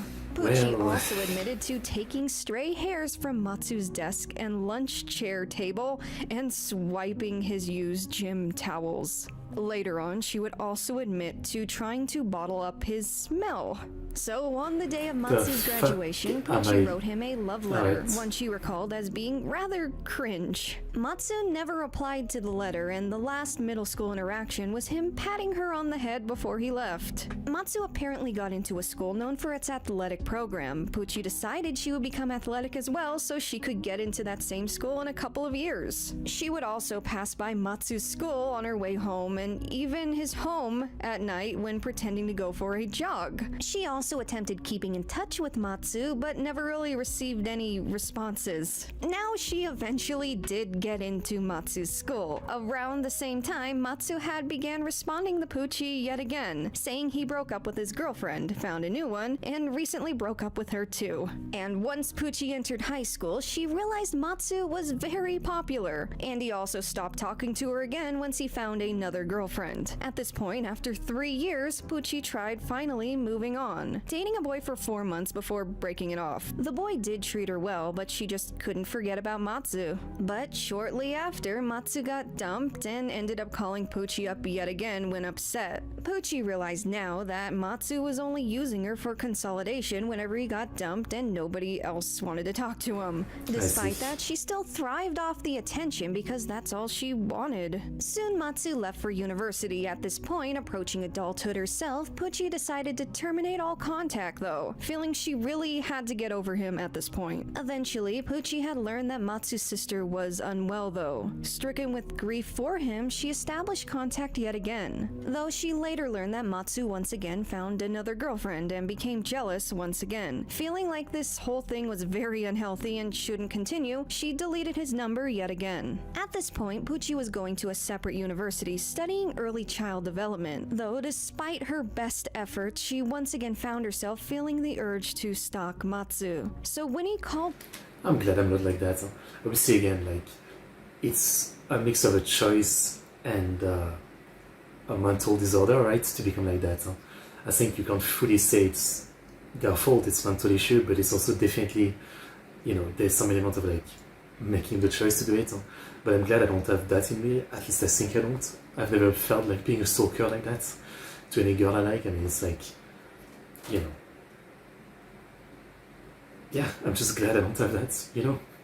I definitely have some bad traits, right? Like I get addicted to stuff pretty easily, but I guess I've avoided the worst bad traits that you can have, stuff like this, right? I mean,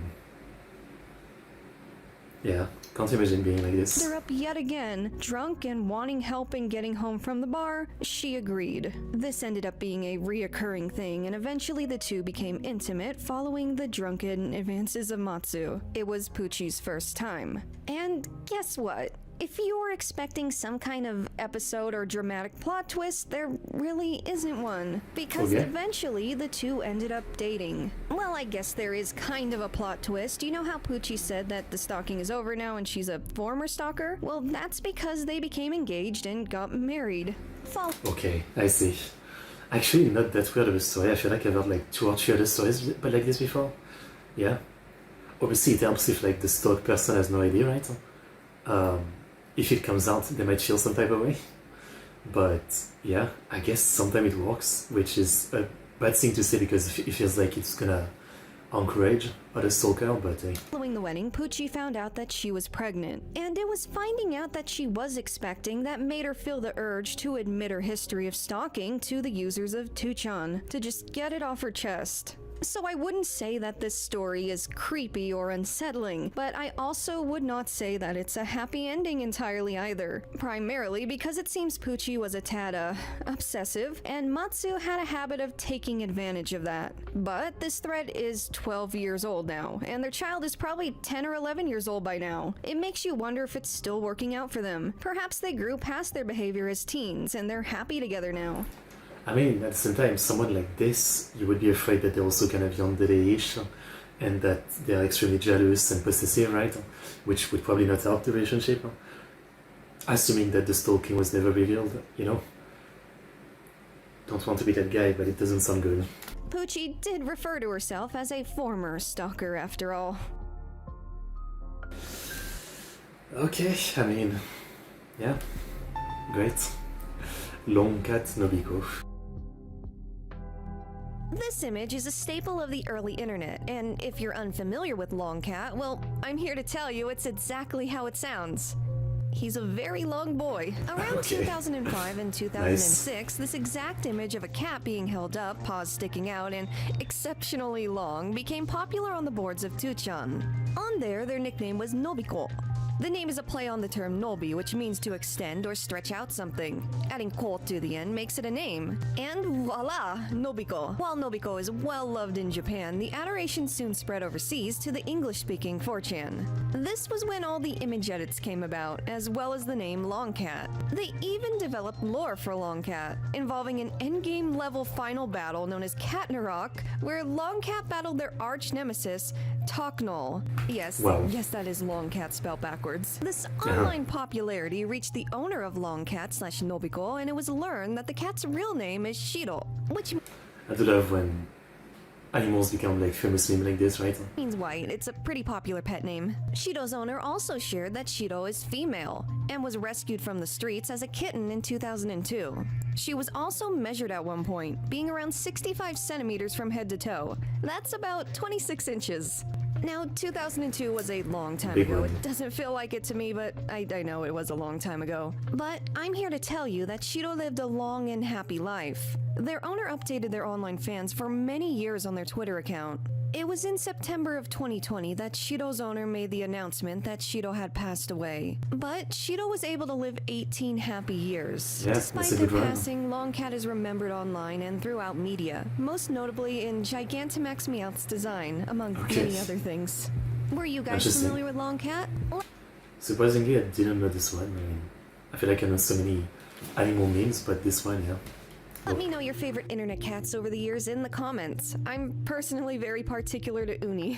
You know, this little guy. There's also Manu, the guy who likes the boxes and jumps in the boxes. He's still alive and his owner still makes videos, by the way.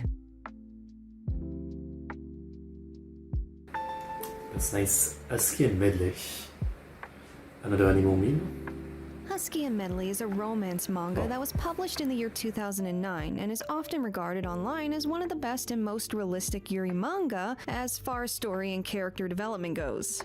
It centers around a girl who goes by the name Medley online. She attends an all-girls high school and has a crush on one of her classmates, known as Husky, because she has a Siberian Husky as a pet. Medley begins a 2chan thread in order to ask users what Husky's weak points are in an attempt of trying to win her affection. Now, what's unique about this manga, and probably why many praise the story for how natural and realistic it all is that it's based on a real-life 2chan thread, one that became quite popular. It's very similar in nature to the Densha Otoko thread. There really seems to be a bunch of manga based on like a 2chan story. Discussed back in episode 2 of this series that involves a shy otaku trying to win the affection of a girl he met on the train. In the original Husky and Medley thread, Medley is given the advice of having a flirty conversation with Husky and seeing how she responds. This advice ends up being successful and she ends up inviting Husky to her house. And later on in the thread, the two reportedly end up dating. Much like the Densha Otoko thread, the OP returned every now and then to update users on how everything was going, as well as ask for advice advice on how to keep the relationship going smoothly. Now, the thread does get a bit spicy in parts, and it's stuff I cannot discuss here. So if you want the whole thing, the manga is out there in English. As far as the real-life couple, Medley reported in one of the final forum posts that they were going to college together and doing well. It wouldn't be until 10 years following the manga that a Twitter account would surface claiming to be owned by the real-life Medley herself. This account is now private, but according to reports from 2019, this poster claimed that her and Husky were still together and going strong, recently celebrating 10 years together. It's worth noting that this account was created back in 2013, and the poster didn't come forward about being Medley until 2019. Now, whether this is genuine or if the original 2chan thread was genuine, who's to say? It all could have been a writer looking to brainstorm before creating the manga itself. But I like to think that it's a genuine love story aided by 2chan users. Because, you know, that would be really neat. Yeah, again, Densha Toko and Chikana Toko are worth reading. The Smiley Kikuchi incident. It's always an incident. If I've learned about all of Japanese story recently, and it's hilarious the amount of stuff called the incident. They love the world. Okay, before we get into all of this, let me define this Japanese term that's up on screen right now. This is a combination of kanji read as enjo. While the nature of the word, using the kanji for something being engulfed in flames, is very similar to the English slang of flaming. Yeah, it's the flaming thing for like the internet, right? You see it all the time. You know, YouTubers always talk about they are scared of being flamed. Like when you post a guilty pleasure fan fiction and at the end you say no flames please. Wait, do people even do that anymore? The closer definition of this act is canceling someone by generating hate and getting the masses involved in said canceling. Next, we're brought to a comedian named Smiley Kikuchi, a man who's built his entire career on this character who's kind of a jerk. The character he performs is somebody with a very distinct personality, let's just say that. His routines often feature him grinning widely as he insults the audience, among similar things. It really makes an impression, but that's just because he's a good actor, it's just an act. Kinda like Joffrey in Game of Thrones. Okay. The actor and the character are two completely different things. Sure. And that's my second game. But this guy still get flamed. I mean, all actors who are popular and play bad guys, there'll be some people who are stupid and will take it seriously and will actually send this thread and stuff like that. I mean, genuinely. A Thrones reference this month. Now, due to this act that Smiley Kikuchi keeps up when he performs, there are some people who take it a little too personally and just don't like him as a person because of his comedy routine alone. In 2009, among the most outspoken people who dislike Smiley Kikuchi took to 2chan. And what did they do on 2chan? Engaged in extreme acts of enjo. People came together and began making false claims. Claims that Kikuchi was involved in a murder. And not just any murder, but the infamous case of the Concrete Girl, or kidnapping and murder of 17-year-old Junko Furuta. If you're unfamiliar with this case, do not... Okay, I mean, like, that's really fucked up. To flame someone in that way, right? In the first place, but even worse with this case. Look it up. I'm serious. I mean, you should look it up. It's something that needs to be remembered and talked about. Sickening, and I will not be going into much detail here, so don't worry about that. We're moving on. Now, how did these 2chan users correlate Kikuchi with one of the most heinous crimes in Japan's history? Does he look like one of the perpetrators or something? First, it was found that Smiley was born in 1976. Making him around 12 or 13 when the crime had occurred in the late 80s. Second, it was also discovered that he grew up in Adachi, Tokyo, where this crime had taken place.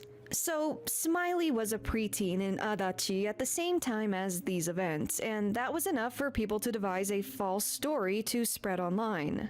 And they did exactly that on 2chan, even lying and saying Kikuchi was born. So yeah, 2chan is really not that different from 4chan. I mean, you know, they're basically the same. In 1972, which would mean he would be about 16 or 17 at the time of the crime, though that was completely falsified. But that made the story more believable combined with where he had grown up.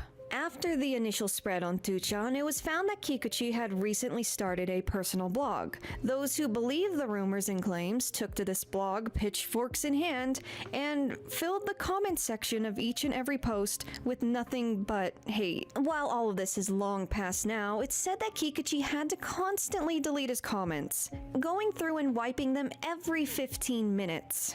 Back then, auto-moderation did not exist. The hate comments I would just delete my blog. and threats just never stop though, with many people genuinely believing that Smiley was a murderer that happened to find success and fame as a comedian with zero repercussions.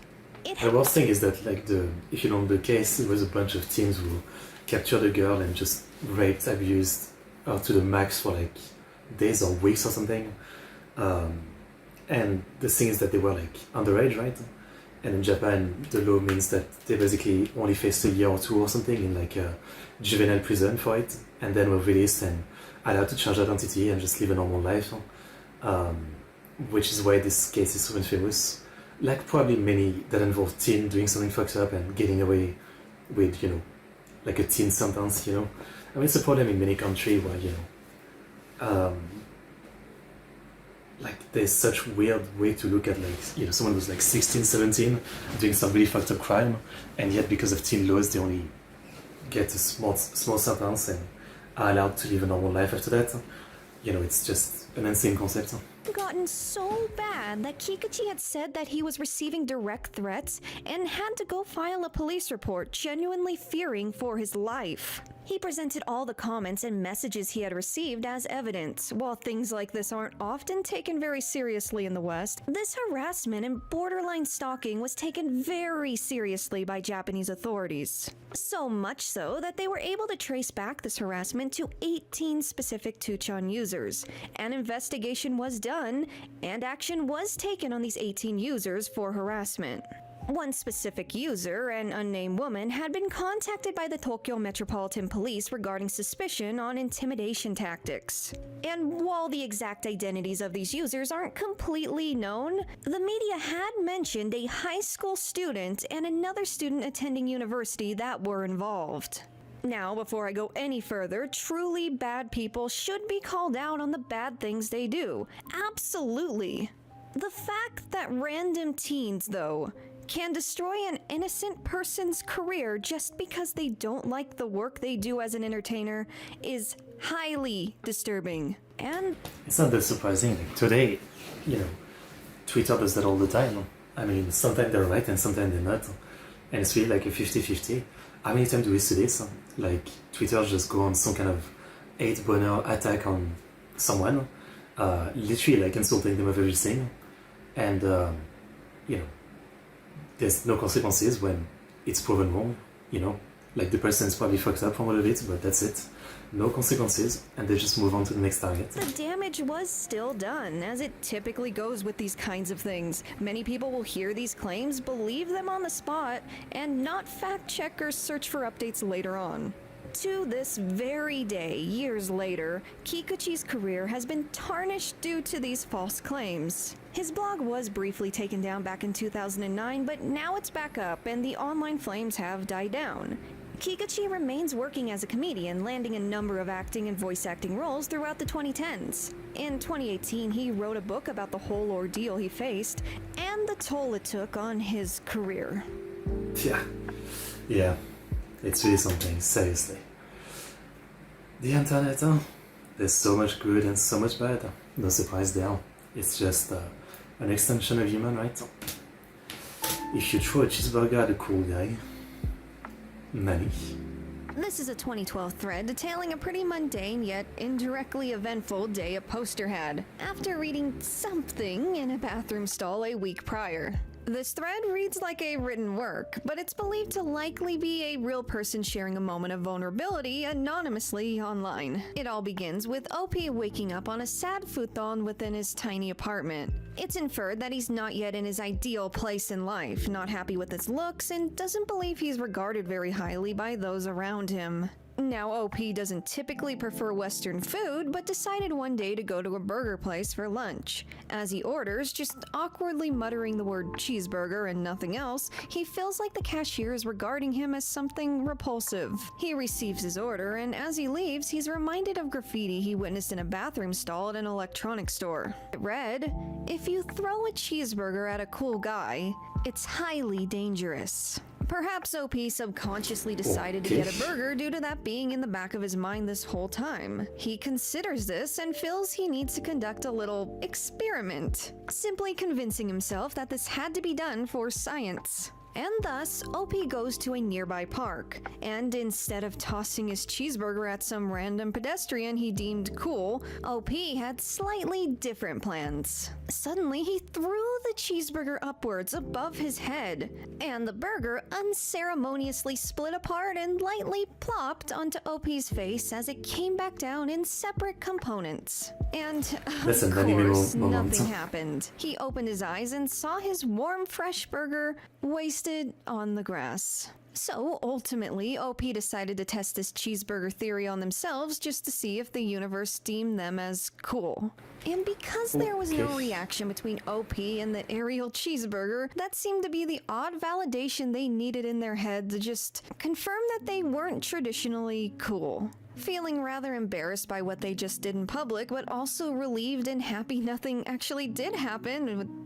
If something did, that'd be pretty interesting. They meekly collected the burger off the floor and went back home, reflecting on their bizarre actions today as they wrote out that very post, concluding that the only thing they tasted that day was reality. The raw testimonies of anonymous users like this reveal a lot about Japanese society and the mentality of some of its citizens. Piecing together the fragments that are these confessional little threads really do shed light on some things. Anyways, I personally hope OP is happier with themselves nowadays. Alright then. Yeah, just alright is all I can say. Story of Fafu. While 2chan is known for real-life events and retelling, some lean fully into the potential of creative writing on the forums. While the anonymity of the site allowed people to publish their written works anonymously, of course, and receive unbiased thoughts on their work, some fictional works played out like RPing in a chat, where various posters influenced the story in unique ways, not just the original writer.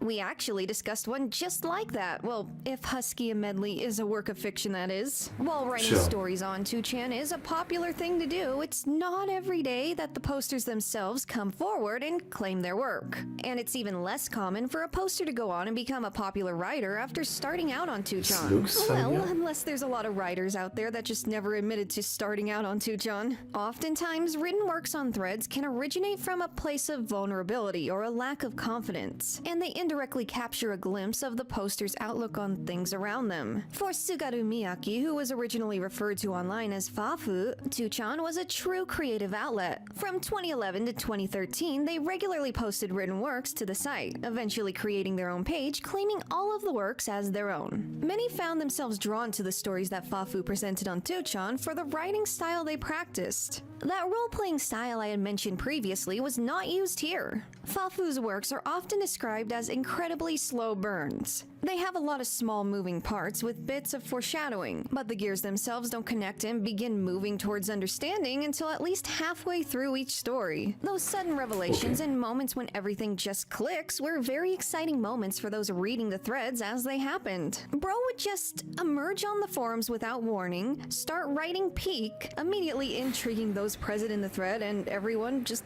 loved it. People would eagerly anticipate Fafu's next banger for the 2.5 years they were actively writing on 2chan. The Fafu threads were often copied and shared on other web pages and blogs, and their written work spread like wildfire in the Japanese internet during the early 2010s. Fafu's final work on the boards, 2013's How It Feels Rewinding 10 Years and Starting Over at 10, was also their very first published work, revised and simply renamed Starting Over. From here, Fafu would officially transition to a published author and creator of a number of well-received Oh, this manga,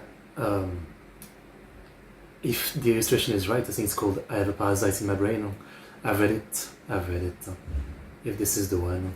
novels, some of which later being adapted to manga and live-action works. And among of their most well-known work is 3 Days of Happiness, a light novel and manga that originated from one I've of their heard of it. 2chan threads. It's also been published in both English and Korean. It's a very well-written work that discusses the value of one's life. In 2019, Miyake was nominated for the 40th Eiji Yoshikawa Literature Newcomer Award for his story, Your Story. And nowadays, they remain active on Twitter and reside within Iwate Prefecture. If you're interested in reading any of their original threads, somebody has been translating these threads into English. That guy will be linked below. I mean, nothing surprising here. Like, you know, a place like 2chan, there's, you know, insane amount of people who have artistic sounds, right? From the Nijira made creations to all the stories and jokes that people make. A lot of people there are definitely some talent, right? So it's not surprising they would start there and maybe do dodging stuff to eventually, you know, get published. Neobody Tea. This series of somewhat cryptic posts turned into something heinous and possibly preventable. And the worst part is, this isn't the only topic like this in this video. In May of 2000, a 2chan user who referred to themselves as Neo Mugicha or Neo Barley Tea began a thread with the title Saga Prefecture, Saga City, 17 years old.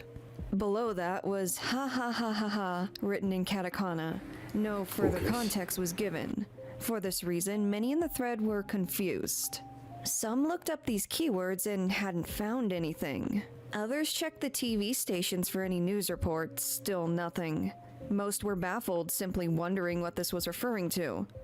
Unfortunately, it wouldn't be long before those in the thread and those throughout Japan would know what the poster was referring to. For this post was not in third person, referring to a news report unrelated to them. This post was in first person.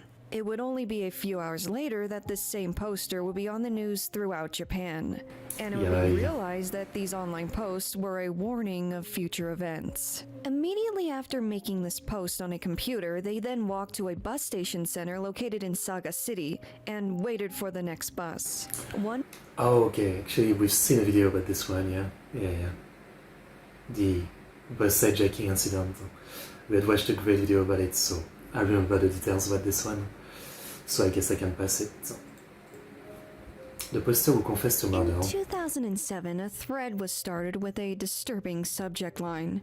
The poster was admitting to murdering his own mother. And below this, it read, "She screamed, 'Why? Why?' Most people assumed the poster was simply trolling. Some responded saying that was an awful thing to joke about. The OP only replied with emoticons without elaborating further, and people just decided to eventually shrug it off. That is, until the very next morning, when the news broke that a 17-year-old boy in Fukushima had murdered his 47-year-old mother, went to an internet cafe to watch Beastie Boy videos, then went to turn himself in to the police with a bag containing part of her body. Many immediately felt this validated the thread as it being created by that very same 17-year-old, while others looked into it more so, not fully believing it just yet, and thinking it may just be a coincidence. It was discovered that OP was active between 9 and 11 p.m. the night prior to the news breaking. The official report stated the crime had occurred at 1 a.m., so if OP and the assailant really were one and the same, that would mean that he posted before actually committing the crime, from his home and not from the internet cafe. Either that or the 17-year-old's testimony had an incorrect timeline. It was reported that the room in the cafe that the teen had rented was not one that featured internet access. It only had the DVD player where he watched the Beastie Boy videos. There's also how the boy did not mention posting to 2chan at all during the interrogation. In short, whether or not this one is a troll remains unknown. Despite everything, it is a very disturbing coincidence. I guess so. I mean, at the same time, in this kind of anonymous forum, people make jokes like that all the time of, you know, I just killed someone, ask me any question. It's not uncommon, I guess. Oh my goodness, you're back already. Man, I did not see you. Okay. Well, that was interesting. I won't lie, I feel a bit disinterested in the case that are just based on someone's writing and there doesn't seem to be much evidence tied to it. I think those are my least favorite. It reminds me of like, you know, all the Reddit posts. It's not so different, right? But years ago there was like a popular genre video of just reading Reddit posts of someone, you know, like making a topic like, you know, share your scary night station story or something, and people would share stories, but so much of them felt just like creative writing, and a lot of stuff here feel a bit like that, you know. So I kind of prefer stories with you know, actually amount of truth to them that have been confirmed, that make the thing actually feel like it happened, rather than just someone's creative writing. Maybe I'm a bit too distrustful of stuff. So yeah, some stories, yeah, I enjoyed. Some felt a bit like, yeah, like, come on, that's bullshit. That was kind of the feeling I was getting, but still, some interesting one, I would say. Okay, but yeah, I think I'll leave it at this one for today. Again, I do like the channel, Sakura Stardust. They have a lot of topic, a lot of videos. I'll probably watching a lot of their videos in different streams, as I think a lot of their topic will fit different streams. I'll have to look more into it. But yeah, that was all fairly interesting. I enjoyed it, and I guess I'm reconciled after, you know, whatever video I tried from them a couple years ago. Nothing watching today felt, you know, that weird to me. Like, this is what YouTubers do all the time, just saying like, sorry, I can't actually show this. It's, you know, it still annoys me, because again, YouTube used to be better for that, right? I'm not saying people would just show you gore or something, but they wouldn't be constantly terrified of like actually showing and talking about the subject they're talking about, right? But these days, it's like, yeah, it's basically TV. Yeah, or not far from it. Everybody's always like, you know, I can't show this, you know, check out Nebula, check out Patreon if you want the full uncensored video. It's not a good time, you know. I still love a lot of YouTubers who do that, and yet it's still annoying me, you know. It's not like I'm annoyed with them, but I'm annoyed with like the change the platform that led to this being such a prevalent thing, I guess. Anyway, good stuff from Sakura Stardust. I hope you guys enjoyed the reaction from today. More stream coming, as always. Tomorrow I'm gonna cover a prefecture. I'm gonna learn about it. I think it's Eime. Yeah, Eime. And then I'll watch old Miyazaki movie, Lupin the Third, Castle of Cagliostro. We're doing that, so if you're interested, come watch. But yeah, as always, like, subscribe, comment, and I'll see you guys next time. See you. 2chan's Bankai, ちゃんと6よろしくお願いします. See you.